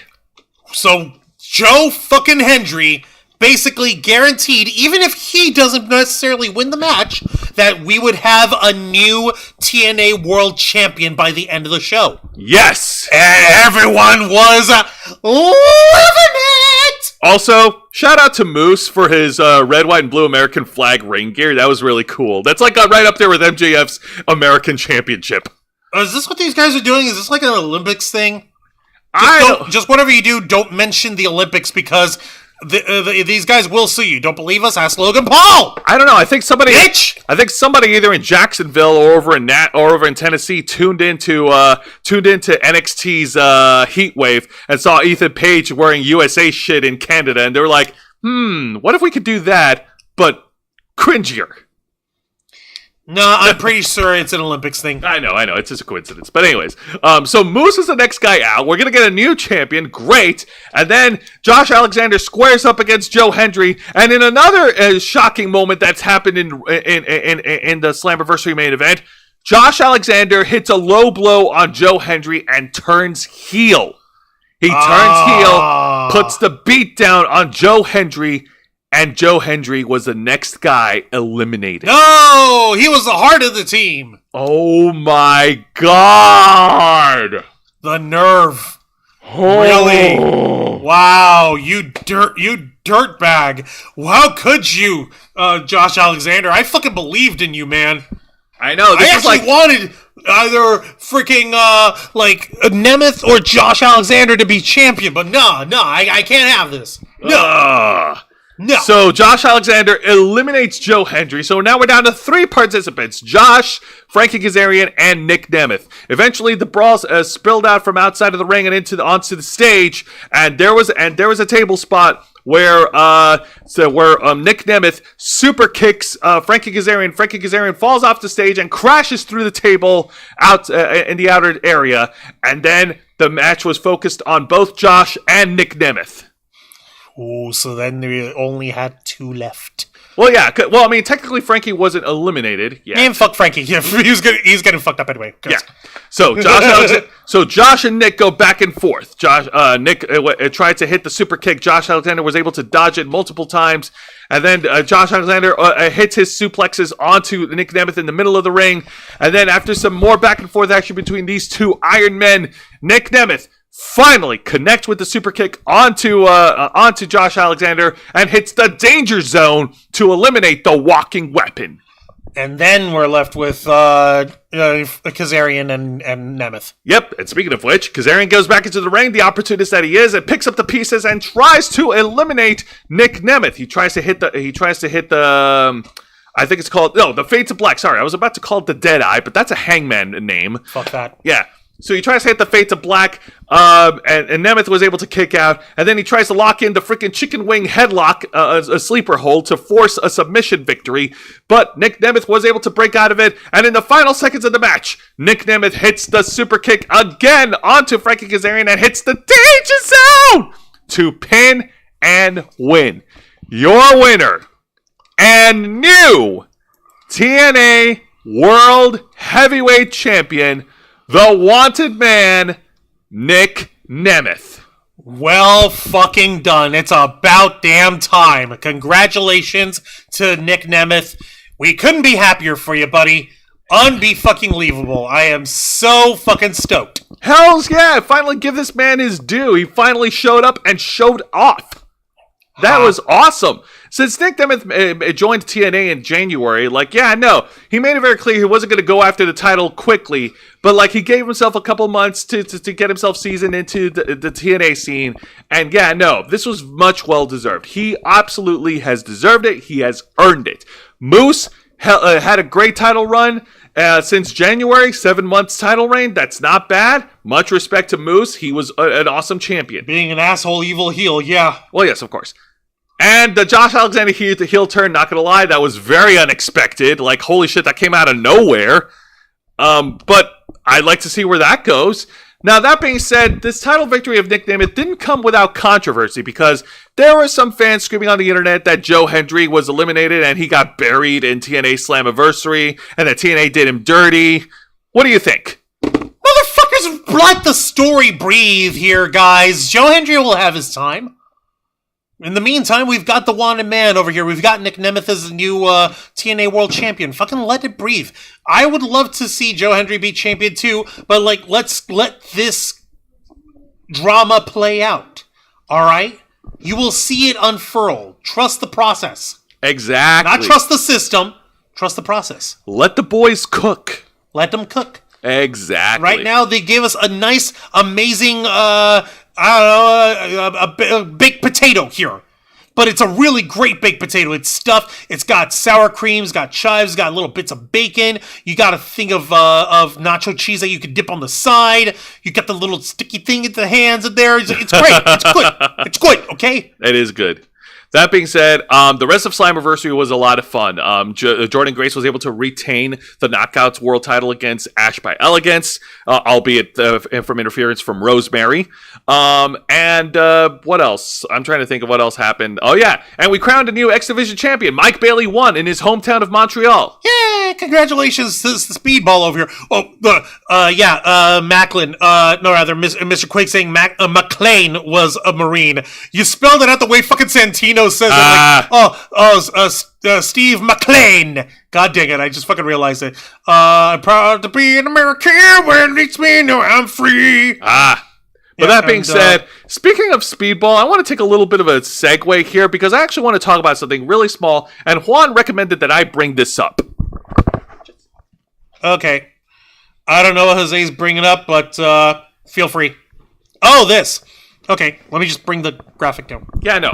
So I've been reading a lot of shit on social media, like wrestling fans were on Twitter and Reddit were dunking on the newest DLC that's going to drop for WWE's 2K24.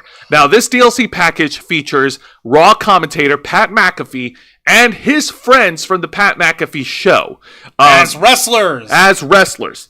And it also and when the announcement was made, the fans were crapping all over it, and they didn't like it, and there was so much negativity towards it. And then WWE 2K updated the announcement, adding that for this DLC, they're also going to throw in a football as one of the weapons to use in an Extreme Rules match. Oh, like, listen, my guy. Yeah, if you get beaten to the head with a fucking football spiraling at you like however fucking many miles an hour, yeah, that shit'll hurt. But if you're like fucking like knocking someone on the head with a football, that shit ain't all that much. It ain't all that hard.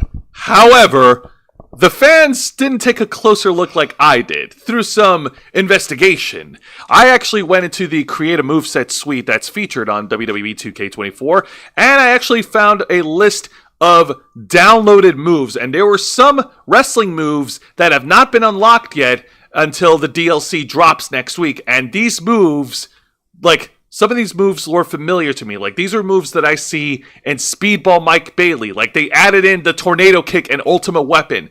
They added the Coffin Drop from Darby Allin. And they added the Hidden Blade from Will Ospreay. Now, granted, they added these wrestling maneuvers and moves under different names for obvious reasons, but the point that Jose's trying to get to here is you guys are missing the upshot for this dumb little Pat McAfee DLC.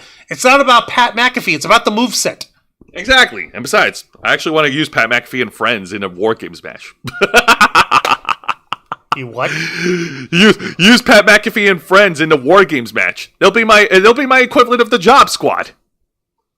What? That's just cruel. I know. I actually know. I replied to freaking Pat McAfee's tweet, like saying, like, "Oh man, if this DLC doesn't get released, I'm never gonna use Pat McAfee and friends in a War Games match." You actually called him out on it? Yes. You want him to see that? You realize how big and beefy that doofus is? Yeah, Pat McAfee will pump me in the head. Yeah, he'll do it, and he'll do it with a smile on his fucking face. And then he'll crow about it on his podcast. Exactly. I totally nailed this tall, lanky dumbass over here who's over here trying to make fools of us on the DLC. Jose Casabona of the Ravens flock. He's the head of the Ravens flock. Yeah, he's got a giant, bald fucking head, and I knocked him on it. And yeah, shit. But no. I wasn't taking a shot at him. I was just sharing. I just made that tweet. He was more concerned about the other fans who were bitching and complaining, and he addressed them. I was just having my fun.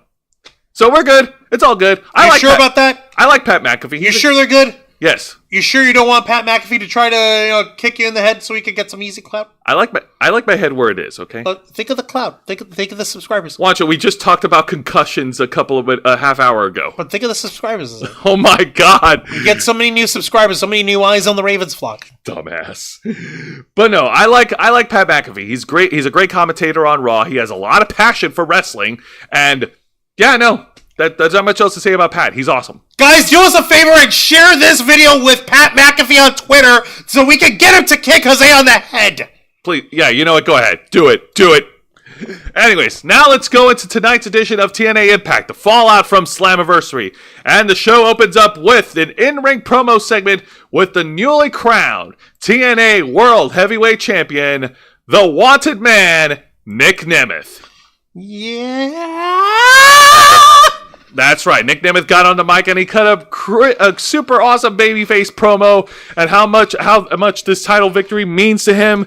And he thanked the fans for supporting him and how he's going to be a fighting champion and he will defend the title anytime, any place, anywhere. Oh yes. Yay, that's the kind of babyface we want. We want us a fighting champ. And then he was interrupted by Mustafa Ali, the X Division champion. Kind of funny saying X Division champion. Ha. So Mustafa Ali, trying to keep his cool and trying not to let the fans get under his skin. He then addressed Nick Nemeth, and he was trying to petition for himself to challenge, like a new initiative, a new campaign to challenge for the world title. Nick Nemeth said, like, "Hey man, you don't have to do that. I said I would be a fighting champion, and I'll defend this title anytime, any place, anywhere." And then Mustafa Ali tried to walk it back, be like, "Well, I would appreciate that, but I think we need to do it another time. You know, just I'm not ready for tonight." And then Nick Nemeth then laid out Mustafa Ali with a super kick, threw him out of the ring. No, he threw him out of the ring, and then he super kicked Campaign Singh in the face. Oh yeah, no, Campaign Singh was there too, and the whole time, fucking what's his face, Ali was like, healing it up at the crowd. He was fucking trying to talk about how he got screwed in Montreal. All of Montreal is trying to screw Ali, and the referee screwed Ali. Earl Hebner screwed Ali, and he lost his title to Speedball. And Speedball I forgot to. Oh yeah, first of all, Jeannie Rick gave us $3.99 $3.99 Super sticker! And it's a pear with a cup of coffee. Is that a cup of coffee or is that a cup of, fruit punch? I think it's coffee. It's red. It's red? Yeah, that's the exercising pear, and he's giving us, I'm sort of scared now. I'm going to say that's Hawaiian Punch. Because Can it be glitch? It could be glitch. It could be glitch. It could be glitch. It could be like, the aim assist, glitch. Because, that one's like cherry red. But that being said, I forgot to mention that at Slammiversary, Mustafa Ali was trying to recreate the Montreal screw job with Earl Hebner in there, but Earl Hebner was not going to do that again, and he redeemed himself in Montreal by actually giving a legitimate victory and calling the victory for Mike Bailey. Yay! Good for you, Earl Hebner. You're still a crook, though. Whoa! Well, he is! You forgot? Yeah, I know what he did. Dark Side of the Ring. He already talked about it. He already felt remorseful about it. I'm not talking about the screw job. I'm talking about the fact that him and his twin brother fucking sold counterfeit merchandise on the sly. Oh, I didn't know that. Well, you forgot. You knew this, Jose. No. How could you not know? You know everything. When it comes to pro wrestling, you didn't know? No, because your ass better call somebody. We never talked about it. Yeah, no, for real. Say, look it up. I'll look it up later, but let's go ahead and move on to the exciting match of the night, and this one is much to Juan's delight. So you're right. Jeannie Rick will call it the cup of energy over here because I don't want the other suspicion in my head. Like I'm not a vampire. We get a mixed tag team match, playa. The team of the world class maniac Eric Young and the TNA Knockouts World Champion Jordan Grace versus Alexander Hammerstone and Ash. Ash by Elegance. Mick kind of looks like the devil in the poster. Nick Nemeth. Oh, Nick Nemeth. Yeah, it's because of all the red. Yeah, it's so weird. That was because of the red shot on there. He's dripping in red. I don't get it. Anyways, but yeah, no. So Eric Young and Jordan Grace versus Ash and Hammerstone. So these four contestants actually competed in singles competition. Eric Young beat Hammerstone and Jordan Grace beat Ash by Elegance at Slammiversary. So now they're teaming it up. And My goodness, when Hammerstone squared up against Eric Young, man, there's a huge size difference. Like, Hammerstone is built like a fucking tank. Yeah, it's not a fucking joke. Hammerstone is a beefy boy. Okay? Yeah, no, he is a very beefy boy. He took in a lot of punishment from Eric Young. Of course, he dished out some of the punishment himself, a lot of power moves, a brilliant fallaway slam in the middle of the ring. But before all that happened, we got a little bit of action from the knockouts. Ash by Elegance was trying to wheedle her way out of Jordynne Grace's offense. Even at one point, she countered Jordynne Grace's Juggernaut driver early on. Right? Yeah, no, Jordynne was trying to put her away early, like, no, I'm not dealing with this shit. Pop. Boom. Yep. But got the tag into Hammerstone, and Hammerstone laid in the punishment on Eric Young. And then Eric Young got a little bit of a saving grace during this match, and he was about to tag in Jordynne Grace, but then he tags in Ash by Elegance, and Ash by Elegance knocks Jordynne Grace from the ring apron, keeping Eric Young isolated away from the Knockouts champion. So now it's a 2-on-1 fight. So they has fight? They has fight, and then afterwards, Eric Young finally got the hot tag onto Jordynne Grace, and Jordynne Grace was a ball of fire, and she laid out a great deal of punishment onto Ash by Elegance. She lays out, let's see here, I'm trying to think here. She lays out the Vader Bomb onto Ash by Elegance. I'm trying to think of what other, there was another move that she did. That was a callback. That was a callback to a wrestling legend. I'm trying to think. It was from a turnbuckle move. Fuck, my brain, so much happened. Anyways. Man, I hate when that happens. I hate when that happens too, but it's okay. And then at one point near the end of the match, Jordynne Grace tried to square up against Hammerstone of all people. Oh my god. That was awesome. She dared Hammerstone to hit him, and then Hammerstone tries to go for a right hand. Jordynne Grace reverses it. She tries to pick up Hammerstone, but it's too much. He is just too heavy for her. He was too beefy. And he's almost 2 heads taller than her. So there was very little leverage that she could ever get on him. So he basically shoves her aside. It's points for effort, but I'm still bigger than you, bitch. Jordynne Grace gets shoved aside, and then he locks in the torture rack onto Eric Young, forcing Eric Young to tap out and submit. Which was such a dick move to wait a way to finish the match. Your winners, Hammerstone and Ash by Elegance. You know what? Since they lost individually in their pay-per-view matches at Slammiversary, this feels like a good consolation prize for the heels. What do you think? Yeah, I suppose this makes sense over here. And yeah, Vicente Guerrero's right, and I actually brought the receipts to prove it. Yes, the Hebner Bros sold counterfeit merch. This is true. Slightest tie-in is Bill Morrissey ran a scalper business in New York before coming into wrestling. Oh, wow. I hate Big Bill even more. Okay, and Jose, this is officially from the Wikipedia page with the cited source on there. Of Earl Hebner. On July 18th, 2005, WWE announced that Hebner was fired from WWE for selling WWE merchandise without permission. Hebner's identical twin brother Dave was released from WWE as well as on July 19th in connection with these events.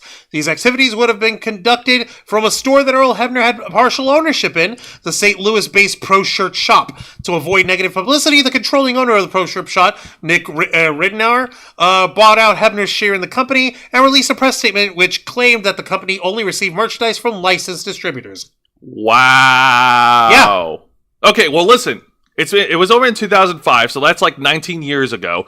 Do you think, I'm sure by now, Hebner obviously feels fucking guilty for getting caught, and he obviously... No, he hasn't said anything about that.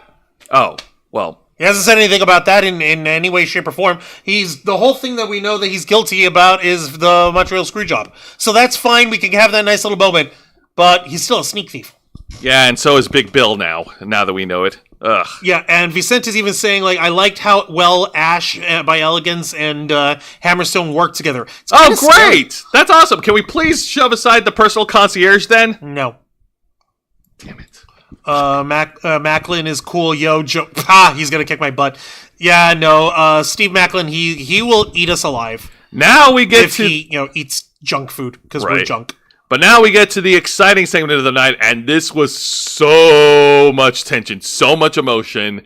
It's supposed to be an in-ring promo segment from Josh Alexander, and Josh got into the ring, and the fans just poured in boos all over him. He has a new entrance music. Yeah, no, they took away the wubs. I loved his dubstep fucking wubs entrance theme of wubby wubsness and goodness. That shit slapped. All right, that shit slapped me to the bone. You know how good? You know how when you're in a fucking good nightclub and they've got the bass playing and you can feel the bass in your bones and in your pelvis when the wubs start hitting in, and if you go up right by the speakers, if you're all possible, you feel every single molecule in your body wubbing along. That's the wubs, okay? And they took away the wubs. That's unforgivable. Womp womp. How dare you? That's how you know he's a heel, because he's got regular ass fucking entrance music that isn't wubs. The nerve, the gall, Hey, Juan. the villainy, Hey, Wancho. the contemptibility. Womp womp, or rather, womp womp.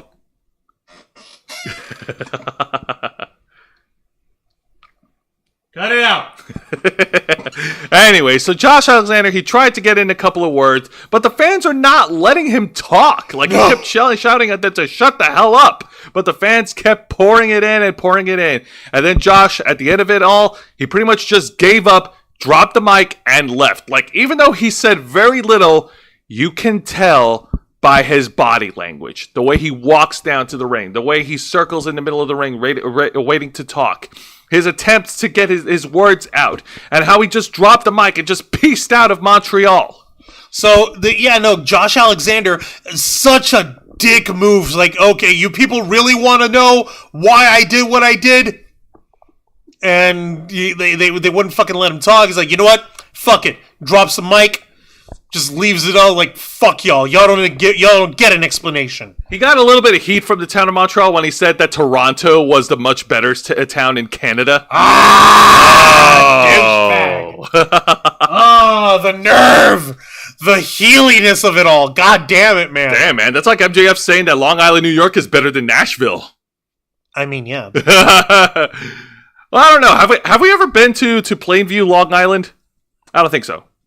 We were closer to Long Island than we ever were to Nashville, so fuck them. Yeah, that's true. Sorry, I'm a goddamn Yankee all the way. That being said, this is new grounds that we're okay. I'm sorry, no, I'm looking in the chat. Mr. Quake, I meant Hammerstone's kicking my butt. You're and bring fine. back the six-sided ring. Yeah, that would be nice. It'd be nice if they did the six-sided ring, but its time has come and gone. And Vicente, well, Macklin would kick fans' asses for booing him, but Steve Macklin's smarter than this, is doing a different type of eating with Deonna Purrazzo. Oh my God! You had to go there, didn't you? Ow! Dude, just because it's true doesn't mean you gotta say that. So that being said, I think eventually we are going to get an explanation as to Josh's actions, maybe next week with a sit-down interview. But man, oh man, oh man, this is we're just scratching the surface of the new heel turn of the walking weapon. How dare he? The nerve. He took away the wubs. He kicked Joe Hendry in the balls. How fucking dare you? The nerve. The unmitigated gall. We can never forgive him. He can never be forgiven, Jose. Never. But now let's get to the segment of the night. And this was an underwhelming one-on-one match. The match. My bad. Yeah, You said segment. Sorry. The match of the night. And this was an underwhelming one-on-one match. This one featured the aforementioned Steve Macklin going one-on-one against Cody Deaner. The People's Choice Cody Deaner. Yes, and you know what? I'm not going to waste any time. Steve Macklin got on the mic before the match started, and he told the fans that he was trying to be the good guy, he was trying to be the hero, but the fans turned on him and kept booing him. So he told the Montreal fans to kiss his ass. Before turning his attention to the People's Choice dude, whatever. And man, really? Yeah, I know. And Cody, he put up a good fight, but Macklin made quick work of the guy and laid him out with the KIA to get the win. Your winner, Steve Macklin. Ow. Yeah, I know. He lost in Slammiversary's main event, but he got a win out of Montreal, so that balances out, right? Kinda, I guess. Kinda, yeah, it does. I just live here. You're fine, dude. Oh, my goodness. But that being said, I don't know. I mean, this babyface turn kind of felt pretty brief. Kind of felt short as MJF's babyface turn. Also, Matthew Coburn and Lisa Boo are back in the chat up in here. Yeah, Lisa Boo's back. Hey there. Hey again, Vicente. Late night. Yep. LOL Jinx. Dang, they hate him. Macklin, poor guy. Well, yeah, 50-50 booking. Yeah, it's the right after the show, after a big pay-per-view event. I don't expect these guys to go full ham or anything like that. Yeah. I liked at least that Diener got his first name back, Cody Diener. Yeah. Seriously, we can have more than one Cody in professional wrestling, guys. Come on. That's great. Can we give Jake his last name back instead of calling him Jake something? What was Jake's last name? Diener. No. He's Jake something. Fine, whatever. How dare he? And now let's get to the bonkers and yet ridiculous segment of the night. And it's another one of those segments of DMTV. Brought to you by fucking Sami Callihan, the Death Machine. Oh my god. Okay. And in this one, he gets all shticky with his freaking like parody of a news talk show. And he talks about AJ Francis and Rich Swann, the first class. And God, how he's going to kick their butts, and there was a whole weather report, including somebody spraying him in the face with a spray bottle full of water. It's like, enough with the water! Yeah, okay. This one was like... I don't know what to say about this. It was just dorky. It was silly. It was silly, but man, I'm just ready, like, damn, man. Like, Sami Callihan falling very badly. Like, he went from feuding with Jonathan Gresham and his tentacle self, and now he's feuding with AJ Francis. No, like, this is actually a good thing. We can work with this, because AJ Francis still has the fucking, what do you call it, digital media title, doesn't he? Nope, he lost it to PCO. But it's okay, because AJ Francis still has that international world heavyweight title that he bought. No, we're not counting that? No. Okay, never mind. Okay, yeah, Sami Callihan needs to move on to better things. Man, oh man. It's just too fucking, like, hokey. Like, come on, man. He could do better than this. Like, we've seen Sami Callihan cut loose. I mean, and compared to all the other promos that he's done in the past, like him doing this DMTV shtick, I mean, one can argue that he probably pitched this idea and this is something he wanted to do, and that's fine, I guess. But I don't know, man. Compared to the other things he's done in the past, it seems kind of how does MJF put it? Mid. What do you think? I believe he can do better. Yes, I believe he can do better too. And speaking of doing better, we're going to move on to the main event. All right, so here we go, folks. This one is going to be a 6-man tag match, player. Holla, holla! That's right. Featuring the teams of the TNA World Tag Team Champions, the ABC Club, teaming with Broken Matt Hardy. Yes. Versus the teams of The System, Eddie Edwards and Brian Myers, and JDC, Johnny Dango Curtis. All right, so obviously I'm all in for Biz Cliz up in the shiz, and Matt Hardy became broken. Again. Yes. Was he ever unbroken? No. There was one time when he was woken, and then he kind of went into a pool in Jacksonville, and then he had that horrible concussion. We don't talk about that. Yeah, we don't talk about that. In the chat, Vicente, Sammy, forever pissed look Callahan. At least we know John Moxley marked out for this segment. Well, I doubt that. I really fucking doubt that. No, but seriously, Callahan can do better, and he should tone down the goof and get back into doing what he does best, and that's being an ass kicker. Exactly. Now, meanwhile, we got a chance to see the 6-man tag team match in the action. Like, the System and JDC were all wearing star-spangled clothing again. The whole Team USA shtick. Everyone's fucking doing. All the heels are doing it. Yeah, because Olympics. And just to show his patriotic support along with him, Moose decided to get involved in the fucking match and came down to quote-unquote support them at ringside. Yeah, no, he was going to try to find a way to fucking help him cheat. Oh, man, this spells disaster for ABC and Matt Hardy. They need somebody else. They need someone to help even the odds. Someone who knows Moose. Someone who has an intimate understanding of this opposition. Someone who actually got the better of Moose at Slammiversary. someone who's also going to be, I'm trying to put it's at the tip of my tongue. He dresses up in blue and white. He plays music. At one point, he trashed AJ Francis. He's going to be on NXT. Juan, help me out here. Zay, say his name. And he appears? Of course. Joe Hendry. Hey! Yeah, no, Joe Hendry, like just a few minutes after fucking Moose decided to try and slide on down, like, yeah, I'm not gonna fucking let this happen. Joe Hendry is like, yeah, no, the odds are even. I'm not letting the system come down on this as well. I'm taking on the system. Like, so people fucking try to say that Joe Hendry's buried. Fuck that. Trust the process. Exactly. Like, they're telling a story. They're telling a story, damn it.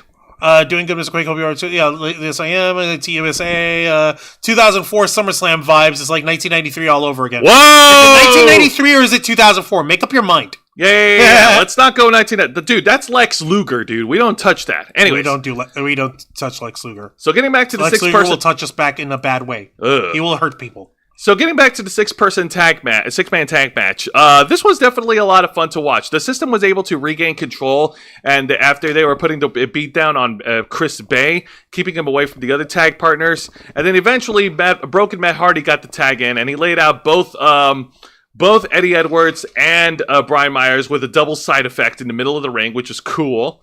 Let's see here. They tried to do a poetry. I think they were trying to do a poetry in motion with one of the members of the ABC Club. You called it out, right? Yeah, they were doing poetry in motion. ABC were doing Hardy's stick with Broken Matt Hardy cheering him on. Yes. Yeah, I know. Overall, a great match. Then at ringside, like when the action spilled at ringside, of course, Moose was going to try to get involved, but then like Joe Hendry just like stood right in the crosshairs of Moose. They had a bit of a stare down, pretty much trying to make sure that these guys stay on each other's lanes. You know what? Stay on their personal lanes. You know what I mean? Yeah, making sure that the system doesn't try and pull their system-y shit. But yeah, no, that ain't fucking happening, buddy. No, it's not happening. But what is happening is the ABC Club and Matt Hardy. They were back on the winning ways of the main event. They eventually got the drop on JDC. They hit their signature moves to pin and win. Your winners, Broken Matt Hardy and the ABC Club. Now, before I go any further, we got a comment here from who? Okay, that would be brother BRL Contreras from Sportstainment Guy. Shout out to everyone in the chat, including the Ravens flock. Keep up the good work on the channel. Appreciate it. Shout out from South Bronx from brother BKL Contreras, aka the Sportertainment Guy. All right, Thank you. Thank you for the shout out. Hells yeah, you're from the South Bronx. Me and Juan, we're from Queens, man. Yeah, so neighbors, we have to fight at some point or another. It's the law. It's New York City law. All right, if you're from a different borough from another guy, you have to fight. Exactly. It's okay. Hopefully we won't fight soon. Yeah, no. May the best man win, and yeah, New York is the greatest city on earth. And listen, brother, if you're new to this, brother Contreras, if you're new to this channel, hit the like and subscribe button, and tell your friends about the Ravens flock. We got 4 shows. We stream 4 shows every week, and there's plenty of content for you guys to enjoy. Yep, it's gonna be it's a wild ride, and we thank you for joining in with us on this, buddies. So, Juan, what did you think of the main event? I liked it. Yeah.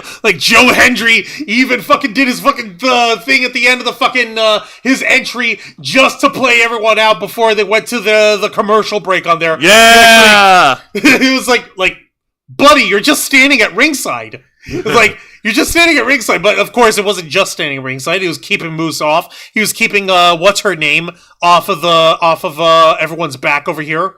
Yeah, of course. Hold on, what's her fucking name? I'm sorry. Alicia Edwards. Alicia Edwards. Jesus, how did I hiccup on that? And yeah, no, they were all rocking Team USA fucking windbreakers and buddies and all that shit. So yeah, it's nuts. Also got your subbed and shared. Thank you. Yeah, that's what's you're up. Awesome, man. That's all what's right. up. I appreciate it. Yeah, the appreciation is all part of my Sportertainment family. As you know, I know everything in wrestling companies between AEW, WWE, Ring of Honor, New Japan, TNA, and much more. Nice. All right. Hells yeah, man. That's what we're talking about here, buddy. Appreciate it. All right, Wancho, ring that bell. Don't mind if I do. So now for final thoughts on the 3 shows. So TNA Impact had a great start with Nick Nemeth cutting a great babyface promo. Great main event 6-person tag match with Matt Hardy and ABC getting the win. And it was nice that they were doing the Hardy Boys tribute moves with Matt right there. It's a cheap moves. It's a cheap pop. But you know what? Fans love it. Fans love it, and I like me some cheap pops every now and then. Yep. And of course, a great 6-person tag match with Hammerstone and Ash getting their wins to even things out with Jordan Grace and Eric Young. There was also a one-on-one match where AJ Francis beat Sami Callihan thanks to outside interference, but I don't really give a shit about AJ Francis. Sorry, I don't care about him. I know none of us really do, but like at the same time, it's only because he's fucking. It's only because he comes off plain as fuck. Also, he tries to come off hard. He tries to come off gangster and shit, but like, nuh-uh. Also, I want to see where this new heel character of Josh Alexander goes. I want to see how farther into the rabbit hole he goes with this, and this is really good. I am strapped in for the ride. Now, this year's edition... I'm not. He took away the wubs. I'm sure it'll come back. Like, yeah, it'll come back. No. He took away the wubs. The wubs are gone. We're never getting the wubs back. Now, it's all his fault. This year's edition of AEW Dynamite's Blood and Guts, let's be honest, the real attraction was, of course, the Blood and Guts match, which was awesome, but also insane, but also it was annoying because of the commercial, because of the picture-in-picture, and it was also a little too much when it comes to the weapons. When it comes to the weapons, they go a little too far for my comfort. You know what I mean? Like you can have like psycho ultra violence and shit in your pro wrestling. That is not the problem. The problem is when you have to, like, when you say enough is enough. You got plenty of guys gigging and bleeding and fucking hepatitis flying all over the fucking place.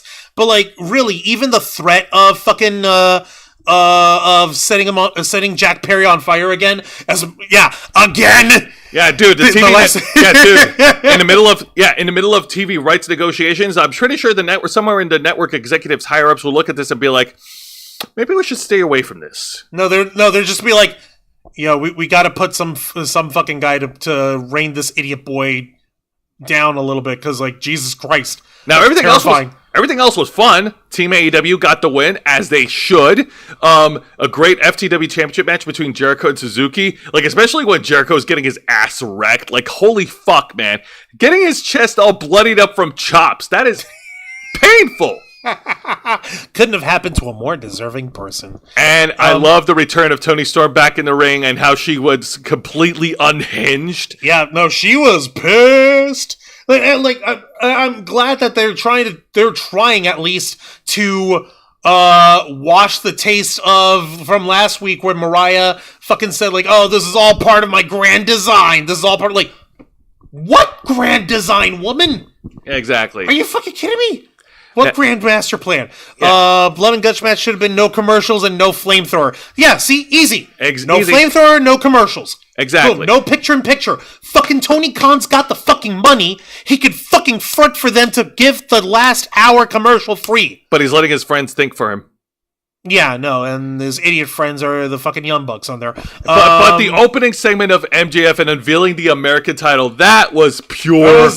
Cool. That was so shticky. That was such a fucking shtick. And yeah, we know he's back to his usual form of MJF being a fucking heel. Like, oh, well, screw you. Your parents are dead, and this city's cool, and you're all bumbling hicks, and I'm the man. But this is adding a different twist. How? What's the different twist? You remember because now he's condemning the freaking like international wrestlers, and he's going full patriotic. Like, he's going full... No, it's not patriotism, it's jingoism, as when it's just blind, dogmatic obedience to one national identity or ideology. Okay, yeah, that's true. So, yeah, like, we can't even say that him debuting the American belt or the American championship is any different than when he brought out his big Burberry belt.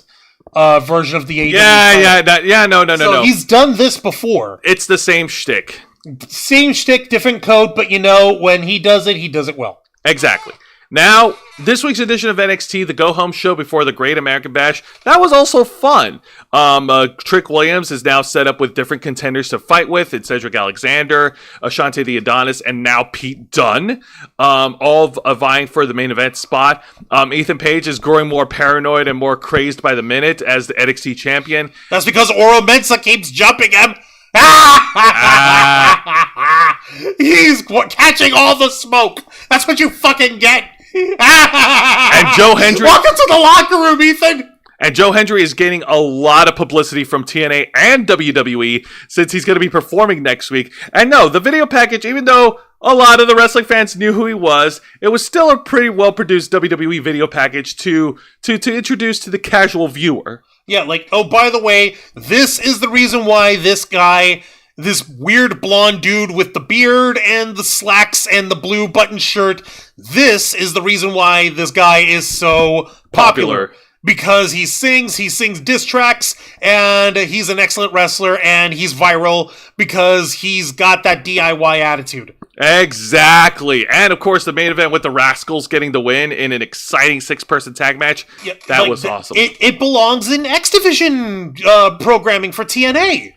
It's an X Division style fucking match. And yeah, while I'm one for, like, okay, you can have flippy shit in your match without any problem if that's the flippy shit you like. But the thing about the X Division is that these guys know how to highlight the flippy shit without it feeling like it's overdone.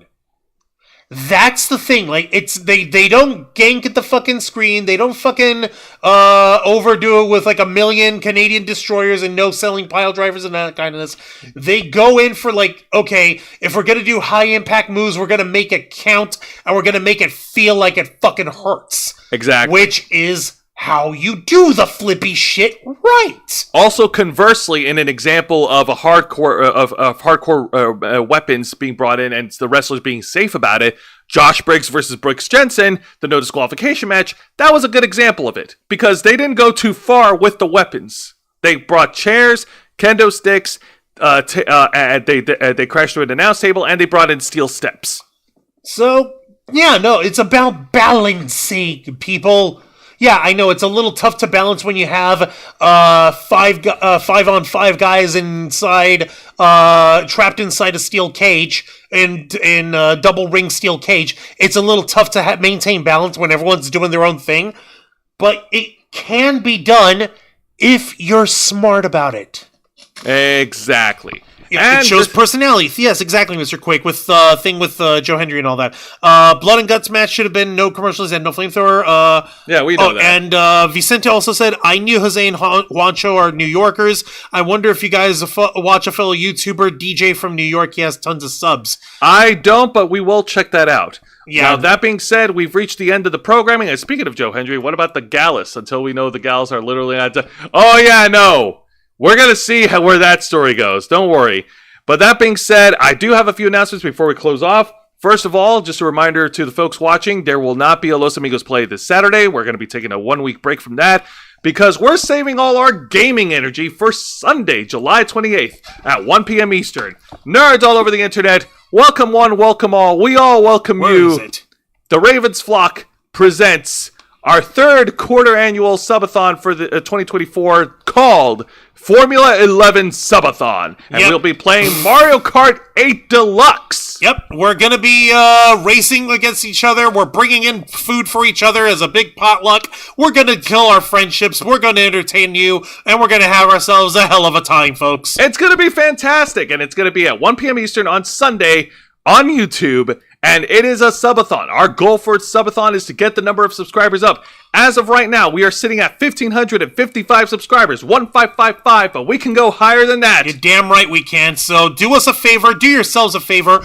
Here's what I'm doing right now. I am taking the link for the subathon. I'm going to put that link into the chat. I want you guys to take this link and make sure you do two things with it. One, you're going to click on it and then come back to us and you're going to hit the notify me a bell notification so that you don't miss the subathon. And 2, a little bit more importantly, you're going to take the link and share it with your friends, your family, your pets, your coworkers, your frenemies. You're gonna share it to Dave, that idiot Dave who fucking blocked me. You stupid whore bag. Let's not Debate give him me like a attention. man, Dave. Let's not give him attention. He's got enough attention from his buddy Tony Khan, but that's not the important part. The important part is we want you guys to watch. We want you guys to join us in the chat. We want you guys to fucking goof off along with us and just let yourselves get let loose and get to know the Ravens flock a little more as we race for our friendship and kill ourselves in classic Mario Kart glory this Sunday at 1 p.m. Eastern in the Formula 11 Subathon. And on next week's edition of Wrestle Rewind, we will be reviewing the TV special of the NXT's Great American Bash Night 1 as it debuts on Sci-Fi next week. So, that being said, Juan, plug us away. Don't mind if I do. Ladies and gentlemen, boys and girls, and everybody in between, thank you very much for watching this week's live stream edition of Wrestle Rewind, hosted by Jose Casabona!